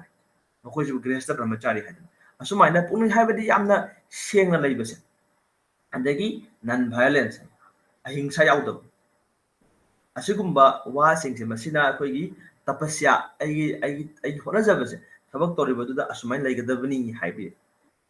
adagi muk akoi seba toba kansida wa ngang bagasi lei wa ngang seba togodoribani wangang bakas karam mo wa wa singang ga dege he mitra mga subas tok saidi anudvega karam vakyam satyam priyahitam chayat swadhyaya bhyasanam chaiva wangmayam tap uchate wangang mas su tapasya ma tawudabni habidi adu wangang mas karam tapasya no austerity of speech consists in speaking words that are truthful achum singang achum ngang basu yam lu ba jala haina khandaroga achum ngang basu yam lu le achum ngang godabane hai truthful pleasing tar midada wakal jima gi punki nungai jaba taying mo phau adu wang ngang ga dawuni beneficial atopa ta kana bo wa ngang ga dawuni and not agitating to others atopa gi thamoi se mathama onba yam agitate to wa ngang go dawuni and also in regularly reciting Vedic literature शास्त्र में आपको श्लोक Paribas शास्त्र के worry Paribas मस regularly मसे को थीबे तो जगदबनी है अदगी हम सेवा तब कांसिदा पुनिंग से सो मु खितंग फानबा मसा का दौरी अदो पुनिंग की तपस्या म जवल का दौरी अदो पुनिंग की तपस्या ने कई है इसिदा मनः प्रसाद सौम्यत्वम मौनम आत्म विनिग्रह भाव संसुधृति तत् तपो मानसमुच्यते and satisfaction penthok pangam jaba simplicity puning ke chamna le jaba gravity puning ke lumba haibdi kai hade koina mahaki akoi puning ke chetna yamna panglang malang daba haibdi mahana mahak thamoi sida kari khali bano haibase atopna khangma ngam daba yamna grave ole jaba gravity self control indriya sing khudum janma ngam jaba amadi purification of one's existence punsi siku yamna luna purified over masi punsi mahinga ma when purification habdi kaino ishwar ge naam sonjaba ishwar ning jabasini masi ngam jaraboi these are the austerities of the mind kaino haida koina hojik ichi hoina dagi madam jo habi gre naam sonba kansida koi smai soba khal nungai bkhot pasima habi de ado krishna ge naam sonba kansida masi khodam hajare krishna ge naam sonba kansida ishwar ge naam sonba kansida pungning se atop wakhan haido kani अतः देख खनिया कने तो खल्ली बजे खंदन बगिदे मक्ता अमुक चिन्हन गदोरि बने अतोब खनबा याद्रे नाम सोमसे पुनिंग चंगु नाम सोमसे ताव वदने पुनिंग से फजन गदोरि बने अदो तागे मसिसु एगी पुनिंग सिगी पुनिंग की तपस्या म ओइरि सिमसु अद हाइले मयाम से कोइना ननरुब तुंगसिदा मसिदेसिदा लास्ट 20 या verse number 20 is damage yauri dan do bus dan to busida masigi penans adagi hujik tapasya to busi tapasya sa ma yaubiri satkara mana pujartham tapodambhena chaiba yat created that iha proktam rajasam chalamadrubam text number 18 yauri base penance tapasya se performed out of pride yamna anapan da tawba and for the sake of gaining respect mina bevhar tawbira kan hena khalaga tawba honor ikai phno pambai tawba and worship mina ai ulat poisunu haidana asman khalaga tawba sibuna is in the mode of passion masidi yamra jogun gi oire it is neither stable nor permanent asiguma seba tawi bhavana asiguma tapasya sidi kuinu chatte stable so gandi adamana mu hairi text 19 sida मूढ़ा घ्राने नात्मनो यत् पीराय क्रियते तपः परस्योत्सादनार्थं वा तत्तामसम् उदाहृतम् penance tapasya se performed out of foolishness ipang mga tawa with self torture masa wahanjar or to destroy or injure others atopo da akai binaba tawa tapasya is said to be in the mode of ignorance kay na kaino khangdon tawba se masi ignorance masi tawganu haiba amasung seba taw haiba kasda dan tawgi bhavana ma yauri dan tawba se karam hai tawdabno text number 20 de piris datavyam iti yaddanam diyate anupakarine deshe kale cha patre cha taddanam satvikam smritam charity given out of duty ei ithoni na khalaga tawba dan se without expectation of return kana gumna ngon namu hana pibida kani khandaba at the proper time matam aphamatam da and place aphamahum da adi matik chaba jaga and to a worthy person matik cha miyoi da adumai tawba dan se masibuna goodness da asatu yoba dan kaure amasu kunma thoi sa haibiri yattu pratyupaka karartham phalam uddishya va punah dete cha parikrishtam taddanam rajasam smritam but charity performed with expectation of some return or with the desire for fruitful result karigumba masi pholam phangani masi ai oigani hai wakhal da tawba taragadi or in a grudging mood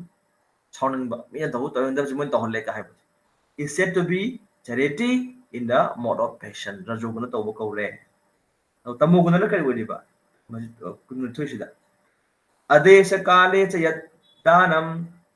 apatrebhyascha diyate asatkitam avagyatam tattamasam udahritam and charity performed at an impure place amang bhamda at an improper time matam chadaba to unworthy person matik chadaba mioi da kat patawba dan se or without proper attention and respect pungning cha pung thawai chang yauna amadi yam bebhar leina tawdaba thabak tawdaba dan do is said to be in the mode of ignorance badu tamu gunni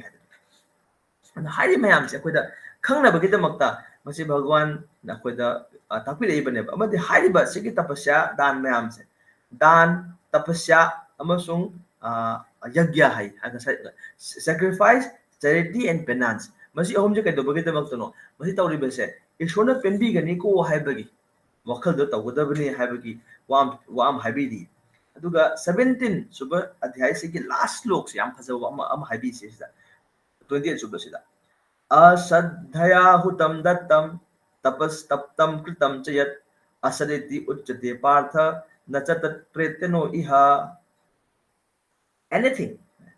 anything done as sacrifice charity or penance without faith in the supreme ishwara thajdana or son of pritha is impermanent masidi ghak lega du mangrani it is called asad oidabo oi amasuk is useless kanadre both in this life and the next handaki mapok tu kanadre mathang mapok tu kanadre ad akoi toriba sebas mas ultimately yengom kandadi ko ishwana masi pami ko ishwana masi akoi na migi suman mateng pam ko bibese masi ishwana pam thabak ni aduna masi maha ki pena bagi damak ultimately di agi pena bonamdre tabo punamak se ishwana penbi dabagi damakta ai tawjage na khallaga tarba taragati madudi seba gi perfection oire haibasima akoina bhagavad gita ta thingnaje acharya ma haiba thingnaje hare krishna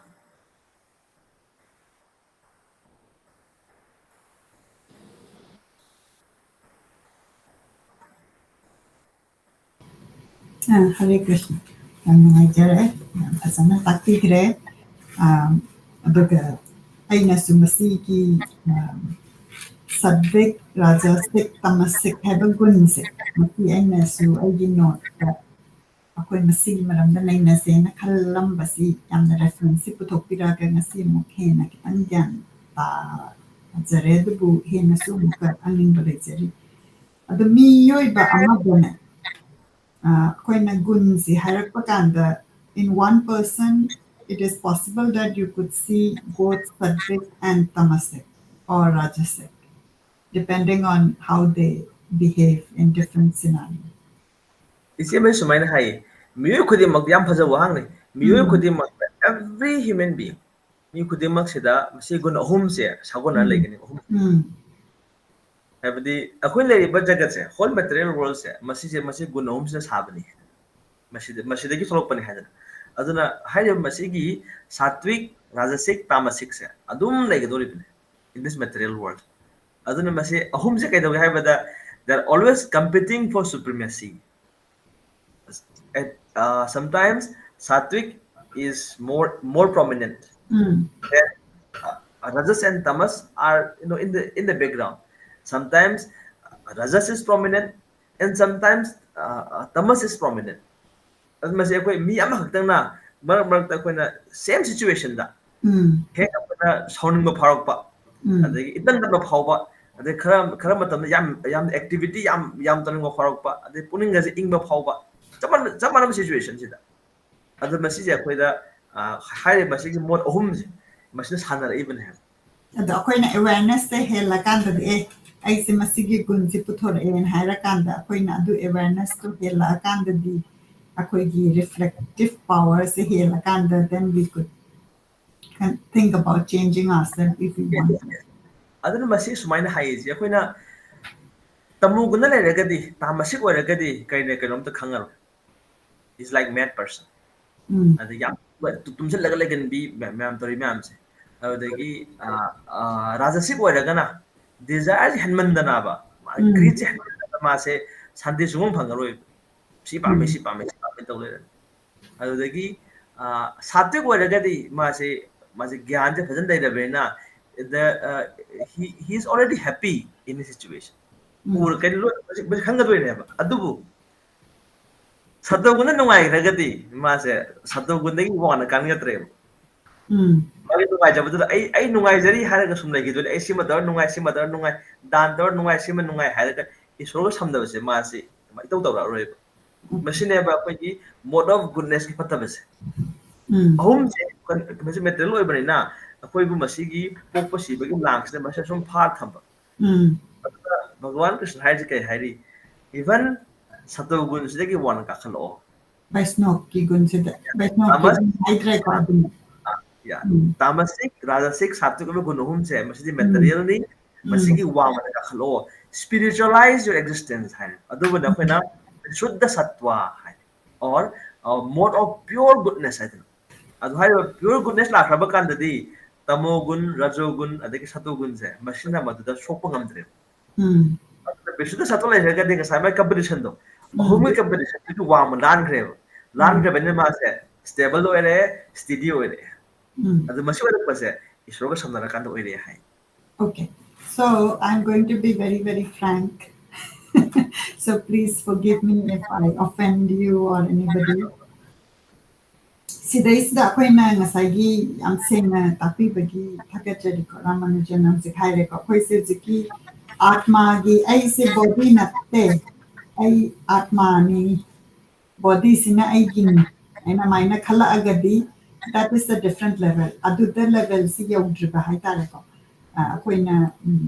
God see the fully faith like driba ina sahana panjagre ko masigi sida ina hena ni si there are a lot of people like us, right, who are not there yet, but who are seeking. I'm also not there yet. I was trying. So, I example pero ke bunga sagi gun ahum se harakta kanda akoina masidai sida su amuk sattvic ka tamasik se sigi gun sida palakpa kanda ko. Actually, sometimes I see tamasic in myself. But I see sattvic also in terms of like, duty, the do resonate. And I'll tell you one of my experience. I share tawzarake. Hana adum angang waringai da angang waringai da I say I'm spiritual wherever. When I was small, I na yum da leiringai da. Manipur koi abok na pugi ba, ima na pugi ba, iskon da Govinda da dagi mapam pam chalaga. I think my faith was stronger, and rituals dum akoy yawagi ko. But in between, I got exposed to certain situation which made me question hai tare ko. I example pizza rake ko. Akoy se dum pilgrimage kum bachat pa khot pas Manipur ki experience na te ko sina. Mapan di Manipur di mapan da. Akoy babaga akoy se Varanasi da chale. Temple lama da. Ada akoy se temple da chat pas da akoy sina adum katning basi nga sa hai da puming sing na kat pas. Sima di dum aingon da hanagi amay na dum laser. Ado kananom na ganang sikat tabayate ka haragati hek ay se. Ado main hara di katning da mamhek po ko. Ada akoy se Varanasi ki temple lama da chang kan se da moy pandit ji am khakna akoy se lai khuramba horok pasida. Kay inoy kay katoy no adu tawde no kaya kat ke hai no kan pisama sanga zabrang brang hai dhar eva. Dagi da akoy na namza bada dum katsa ge hai basi tang sagi pandit ji sam sao re bako. Akoy na man hai badu katre. Dagi lai ki no se padar chat katsing san ke bako. Adagi adugumba du urak pakanda I don't know, somehow like I didn't feel very inspired hai tare ko. Adagi amo akoy se babagi ritual gi akoy chat pase matang chat le ko akoy se mapam chat pase desa amo same thing lai gi son ba horak pase da koy na horak pase da mo mana mo son ba horak pase da maron du akoy na kandra ko Sanskrit ta oira pen adu din nang kenogi mayam pandit ji mayam ge dhoti kya katni in kya katni taro patu da mo aise somna kanda ina baba lai tabagi grieving taurin ne da mai na mo haisa la pas ngon dem haina da bam pokhi ba da ai ma da hai ma at that time I don't know why I was totally like I don't know. I was totally like grief stricken. Ado maina tau sila padu da I said fate said like rakreba. Ay ni madhani. Ima ako'y baba sibu sidai sida Rishikesh yore ko last stop se. Rishikesh yo basa ako'y babagi sibu sidai sa my parents ki ritual tau gripa na. Ako'y manhay. Taugi ako'y paiputan mas man ako'y tau rin ko. Ay ni ima ako'y last se ako'y pandiji yaw dradi yadra ako'y katana katlaga ay peacefully ang katsage na may nakanlakanda ay madahang niya ba. So why I'm bringing this personal experiences, there are a lot of people like me, right, who would have grown up with a spiritual surrounding,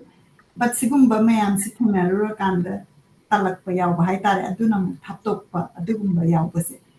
sida neba ina masaki tamasik sadviki sida ako'y na sense of duty ako'y gi masagi tan tauba dagi volunteer tauba donate tauba sacrifice tauba ako'y duty ni kalaga di taura kanda masagi laigi makada taudragadi it is of no use na nama pandiki ko material world se adu doine aduna Smaina, so what is your opinion or what is your recommendation or advice for people who have gone through like me, right? Who are still sikar di oira kanda sikum basi urura kanda kitang talak payaw basi sikay hay. Thagazari se masiki asengba hoje thoiba situation sima real life situation pukhat pirak pagi damakta yamna laibak thibani sigma thoi adu akhona khangjagadab se priest haibaga sadhu haiba khenai haiba se laigi pujari haiba siga sadhu haiba se yam khenai ꯄꯨꯖꯥꯔꯤ ꯍꯥꯏꯕꯁꯤꯗꯤ ꯃꯥꯒꯤ ꯅꯤꯇꯤ ꯅꯤꯌꯣꯝꯗꯣ ꯈꯔ ꯈꯪꯉꯒ ꯃꯁꯤ ꯑꯩꯈꯣꯏꯅ ꯀꯅꯥꯕꯨ ꯍꯨꯟꯖꯕ ꯅꯠꯆꯗꯦꯀꯣ ꯀꯅꯥꯗꯕꯨ ꯑꯩꯈꯣꯏꯅ ꯄꯨꯖꯥꯔꯤ ꯑꯣꯏꯔꯦ ꯃꯈꯣꯏꯗꯤ ꯍꯟꯊꯅ ꯌꯦꯡꯕꯒꯤ ꯋꯥ ꯀꯩꯝ ꯅꯠꯆꯗꯦ ꯇꯧꯐꯝ ꯊꯣꯛꯄ ꯔꯤꯆꯨꯋꯦꯜ ꯑꯩꯈꯣꯏꯅ ꯏꯁꯥ ꯏꯁꯥ ꯍꯪꯖꯕ ꯗꯔꯀꯥꯔ ꯑꯣꯏꯌꯦꯕ ꯑꯩꯁꯦ ꯏꯚꯟ ꯉꯁꯥꯏꯒꯤ ꯂꯥꯏꯒꯤ ꯁꯦꯕꯥ ꯇꯧꯔꯤꯕꯅꯤ ꯍꯥꯏ ꯂꯩꯔꯤꯕ ꯀꯥꯡꯕꯨꯗꯨꯁꯨ ꯃꯁꯤ ꯑꯩꯈꯣꯏꯅ ꯌꯥꯝꯅ ꯏꯟꯇꯔꯅꯦꯜ ꯑꯣꯔ ꯁ꯭ꯄꯤꯔꯤꯆꯨꯋꯦꯜ ꯑꯣꯚꯔꯍꯣꯜꯂꯤꯡ ꯑꯃ ꯗꯔꯀꯥꯔ ꯂꯩꯕ ꯁꯤ ꯃꯇꯝꯁꯤꯗ ꯔꯦꯚꯣꯂꯨꯁꯟ ꯑꯃ ꯗꯔꯀꯥꯔ ꯂꯩꯌꯦꯕ ꯁꯤ ꯃꯇꯥꯡꯁꯤꯗ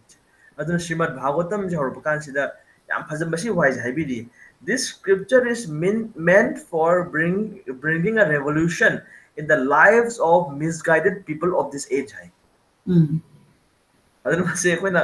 bhagavatam hairibase kadare masigi amuk hai dharma projahita kaitavatra paramo nirmat saranam satam first canto gi first chapter gi second verse da hairne bisi was bhagavatam da yarok matam sidadi krishna bhakti gi matang na raiba bhagavatam sidadi cheating religion hai kaitavo dharma hai cheating religion ma'am से any form of cheating अदी हुजी इसे ना highway लिबदो सिकत करा चुमे दान तगदब ने highway लइबा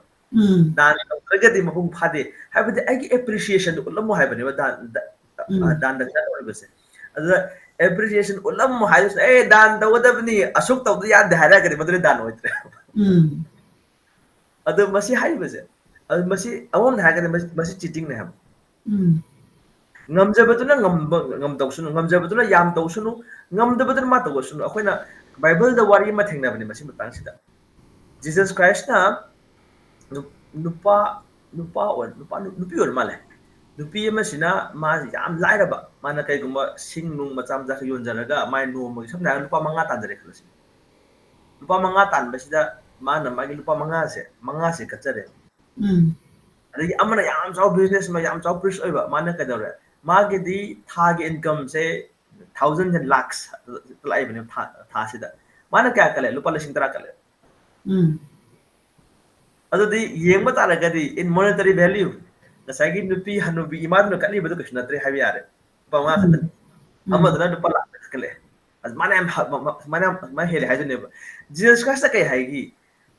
नुपी लुपा मा कली नुपी से मान हेना कले हेना मान क्लेम तो मैं आम साउ कइनो है अदु कान है माना कटपसदी नखोइना कट माना कलिसिदी माना तांजबदो लोइनम कथुचबने मानि सोगी दमकता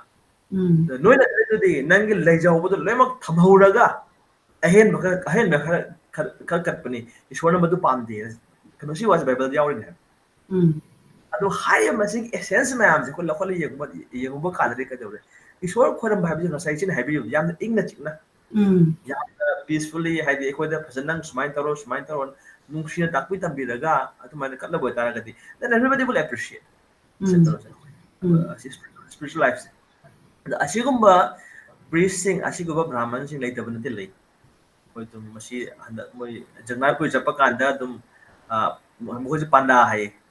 mayam se gi lak to gi foi de gi leibre mayam modi mar to da amna changkhon mi sing e soma changuranu nako soma tawro sidra sumaina kallo apa masida kallo hairaga masada okona bhakta sing sidaga dokina tawbase aduna kal yare da haiba se mayam leib leitab nate base aduna masi ko thengna base su akoi gi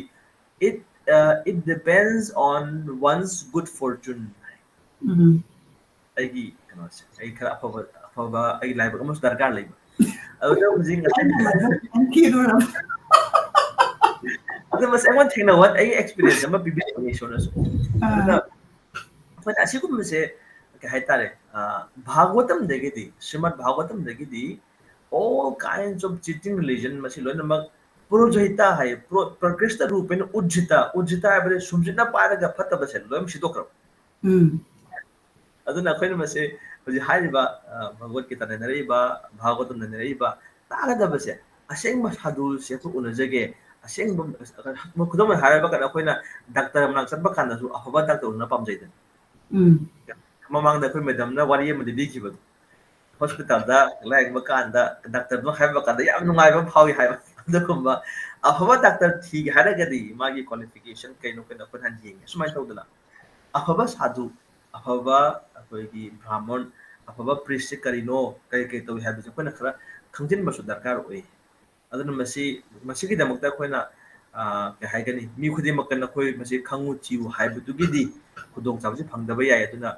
koi mayam na khangan abagi damakta pakshan na ꯃꯁꯤꯒꯤ ꯅꯣꯂꯦꯖꯁꯦ ꯑꯩꯈꯣꯏꯅ spread ꯇꯧꯕ ꯑꯃ ꯆꯪꯕ ꯑꯗꯨꯅꯅꯦ ꯁ꯭ꯔꯤꯂꯥ ꯄ꯭ꯔꯚꯨꯄꯥꯗꯅ ꯏꯟꯗꯤꯌꯥꯗꯒꯤ America ꯇꯥꯟꯅꯒ ꯖꯍꯥꯖ ꯇꯣꯡꯉ ꯆꯠꯈ꯭ꯔꯤꯕꯁꯦ ꯆꯍꯤ 60 ꯁꯨꯔꯀꯥꯟꯗ ꯀꯩꯅꯣꯗ ꯁꯤꯆꯨꯋꯦꯁꯟꯁꯦ ꯉꯁꯤꯗꯤ ꯏꯆꯦꯗꯗꯤ ꯀꯦꯁ ꯑꯃꯅꯦꯕ ꯏꯆꯦ ꯀꯦꯁꯇꯗꯤ ꯑꯃꯅꯦꯕ ꯑꯁꯤꯒꯨꯝꯕ ꯃꯤꯁꯦ ꯂꯤꯁꯤꯡ ꯂꯩꯔꯝꯃꯗꯣꯏꯅꯦꯕ ꯑꯗ ꯑꯩꯅ ꯃꯁꯤꯒꯤꯁꯤꯗ ꯌꯥꯝꯅ ꯀ꯭ꯋꯦꯁꯟ ꯇꯧꯔꯤꯁꯦ ꯑꯩꯈꯣꯏꯁꯤꯅ for example ꯑꯩꯈꯣꯏꯅ ꯍꯥꯏꯁꯦ ꯉꯁꯥꯏꯒꯤ ꯔꯥꯃꯥꯅꯨꯖꯟ ꯍꯥꯏꯔꯦꯀꯣ ꯑꯩꯈꯣꯏꯒꯤ ꯂꯥꯏꯕꯛꯇ ꯍꯥꯏꯕꯁꯤꯗ ꯑꯩꯈꯣꯏꯅ ꯃꯐꯝꯁꯦ ꯑꯩꯈꯣꯏ ꯔꯤꯆꯨꯋꯦꯜꯁꯤꯗ ꯃꯐꯝ ꯑꯍꯨꯝꯁꯤ ꯆꯠꯂꯛꯄ ꯀꯥꯟꯁꯤꯗꯗꯤ ꯑꯩꯈꯣꯏꯗꯤ blind ꯆꯠꯂꯤꯅꯦꯕ so we don't know who is the guru who is a sadhu aduda lerambadudha sini akoi asi si pujarakpase sonbiyu haira kanda tawdoineba aduna I don't know like I questioned a lot at that time aduga pilgrimage to chatpasida aina madugi matamsida yamna grieving face ama oiki madugi duda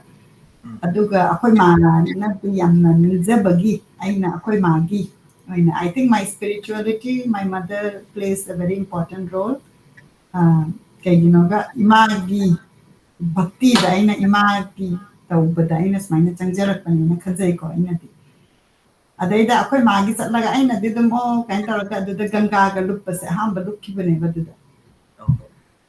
Aduga akoina hujiki as part of the ritual luppe aduga akoina next day da akoigi pukning sina oina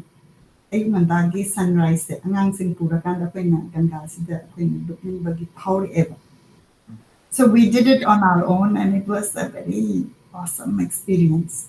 Adu mai taraga prakriti hai ka nature ki connection se adu de am dipano hi bai. Adu ka spirituality sida nai am question tau gi adu da. Why are we doing all this? Why do we even need to go to all these places kind of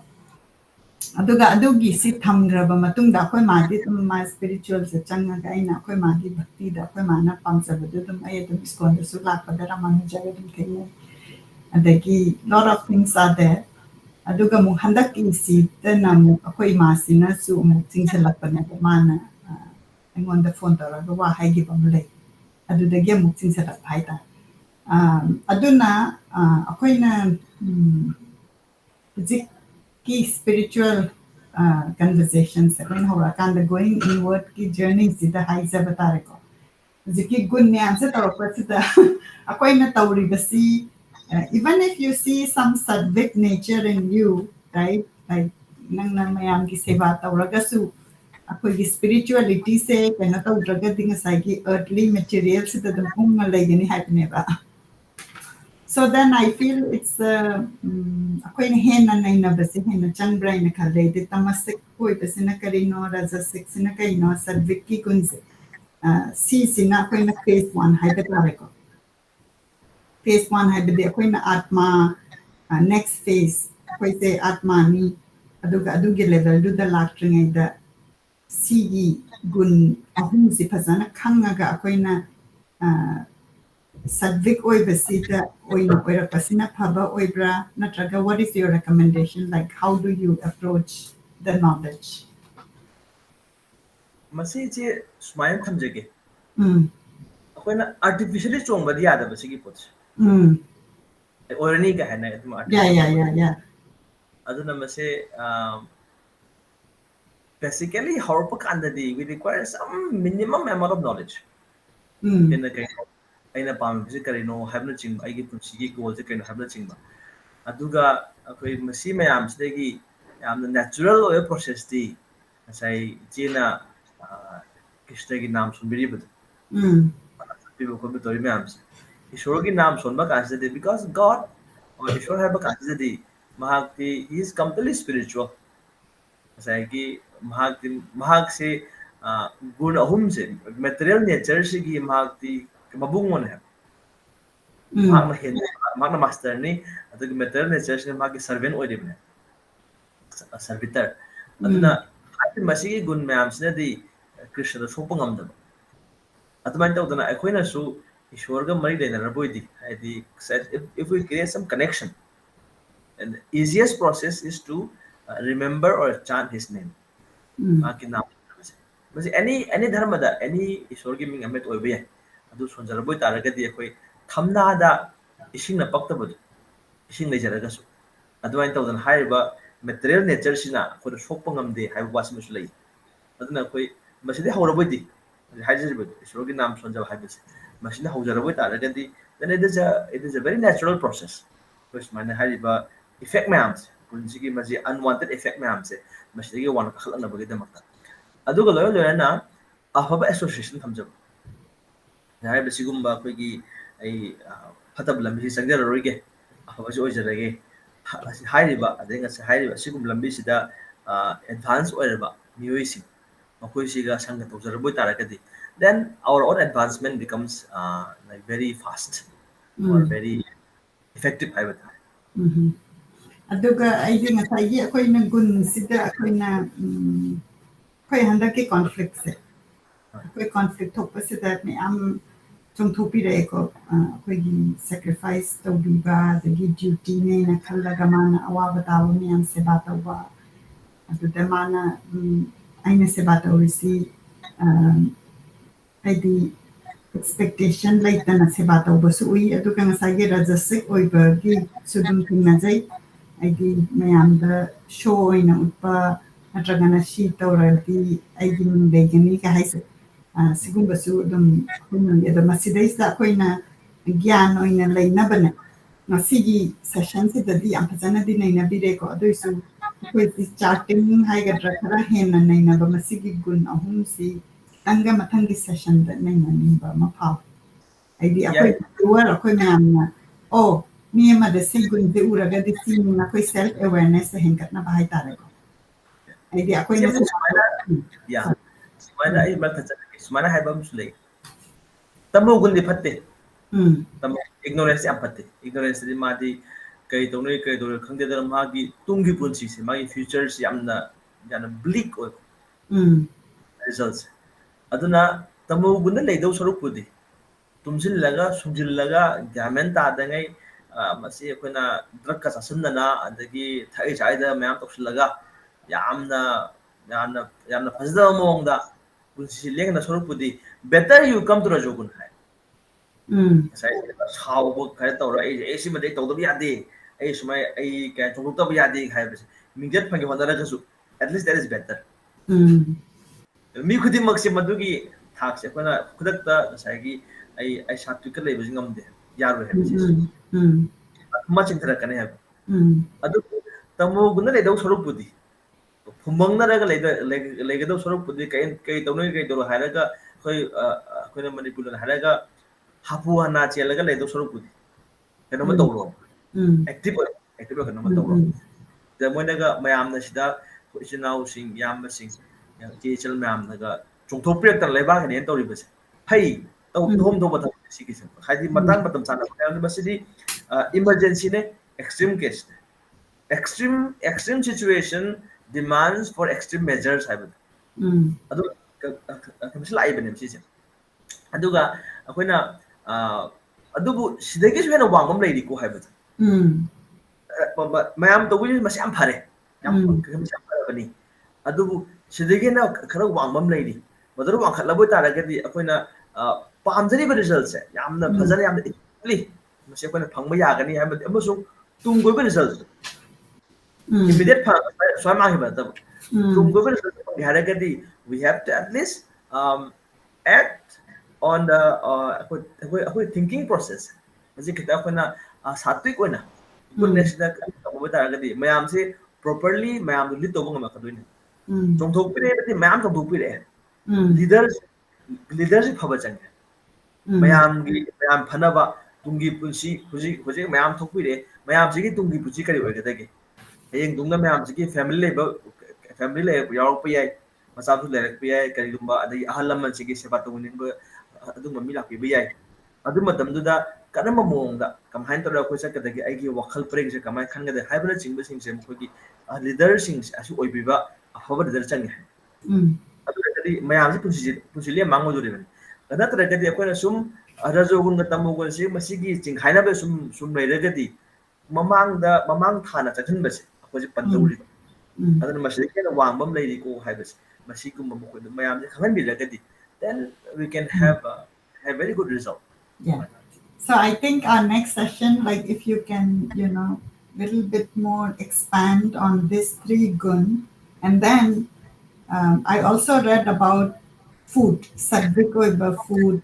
adagi akoina sadhana de tapasya ga toropakanda si chaw haiba lei adu lei ka haiba adugumada kitang gyan pibiraga di nungai jagani aduga ꯑꯩꯈꯣꯏꯅ ꯃꯁꯤꯒꯤ ꯁꯤꯗꯒꯤ ꯋꯥꯡꯈꯠꯅ ꯁꯤꯒꯤ ꯂꯝꯕꯤꯁꯤ ꯂꯩ ꯍꯥꯏꯅ ꯑꯗꯨꯒꯤꯗ ꯅꯩꯅꯔꯒꯗꯤ ꯑꯩꯈꯣꯏꯗ ꯍꯦꯟꯅ ꯑꯦꯋꯥꯔꯅꯦꯁ ꯂꯩꯒꯅꯤꯅ ꯈꯟꯖꯩ ꯑꯗꯣ ꯃꯊꯪꯒꯤ ꯁꯦꯁꯟꯗ ꯑꯗꯨ ꯅꯩꯅꯅꯕ ꯔꯤꯀ꯭ꯋꯦꯁ ꯇꯧꯖꯔꯤ ꯑꯗꯣ ꯉꯁꯤꯒꯤꯁꯦ ꯄꯨꯡ 1:30 ꯆꯠꯂꯦ ꯑꯗꯨꯒ ꯑꯩꯅ ꯔꯤꯀ꯭ꯋꯦꯁ ꯑꯃꯅ ꯂꯥꯁꯇ ꯑꯩꯈꯣꯏꯅ ꯑꯦꯟꯗꯤꯡ ꯇꯧꯕꯁꯤꯗ ꯑꯩꯈꯣꯏꯒꯤ ꯆꯥꯟꯇꯤꯡꯁꯦ ꯑꯩꯅ ꯅꯍꯥꯟ ꯑꯍꯥꯟꯕ ꯇꯝꯕꯤꯕꯗ ꯈꯤꯇꯪ ꯃꯤꯁꯇꯦꯛ ꯑꯃ ꯍꯥꯏꯇꯥꯔꯦꯀꯣ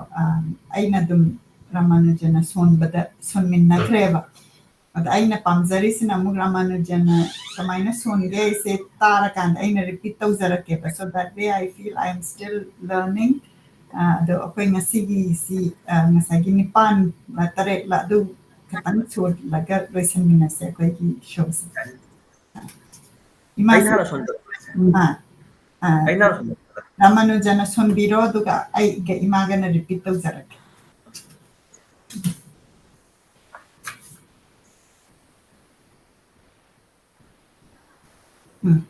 ꯍꯧꯕ ꯌꯥꯒꯗ꯭ꯔꯥ ꯌꯥꯅꯤ ꯑꯍꯥꯟꯕꯒꯤ ꯍꯥꯏꯖꯔꯁꯤ जय श्री कृष्ण चैतन्य प्रभु जय नित्यानंद जय श्री कृष्ण चैतन्य प्रभु नित्यानंद प्रभु नित्यानंद श्री अद्वैत गदाधर श्री अद्वैत गदाधर श्रीवासादि गौर भक्त वृंद श्रीवासादि गौर भक्त वृंद हरे कृष्णा हरे कृष्णा हरे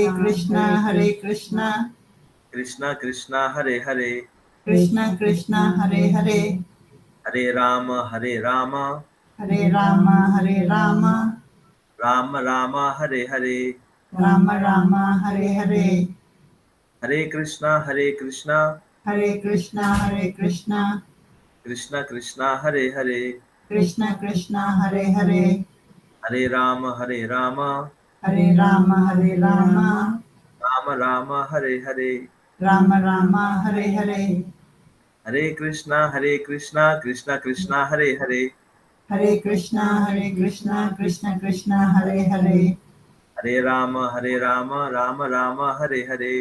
हरे राम राम राम हरे हरे हरे कृष्णा कृष्णा कृष्णा हरे हरे हरे कृष्णा कृष्णा कृष्णा हरे हरे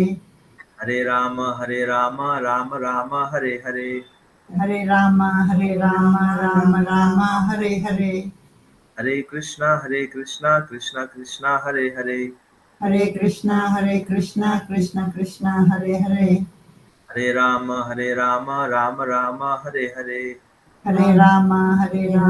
राम राम हरे हरे हरे कृष्णा कृष्णा कृष्णा हरे हरे हरे कृष्णा कृष्णा कृष्णा हरे हरे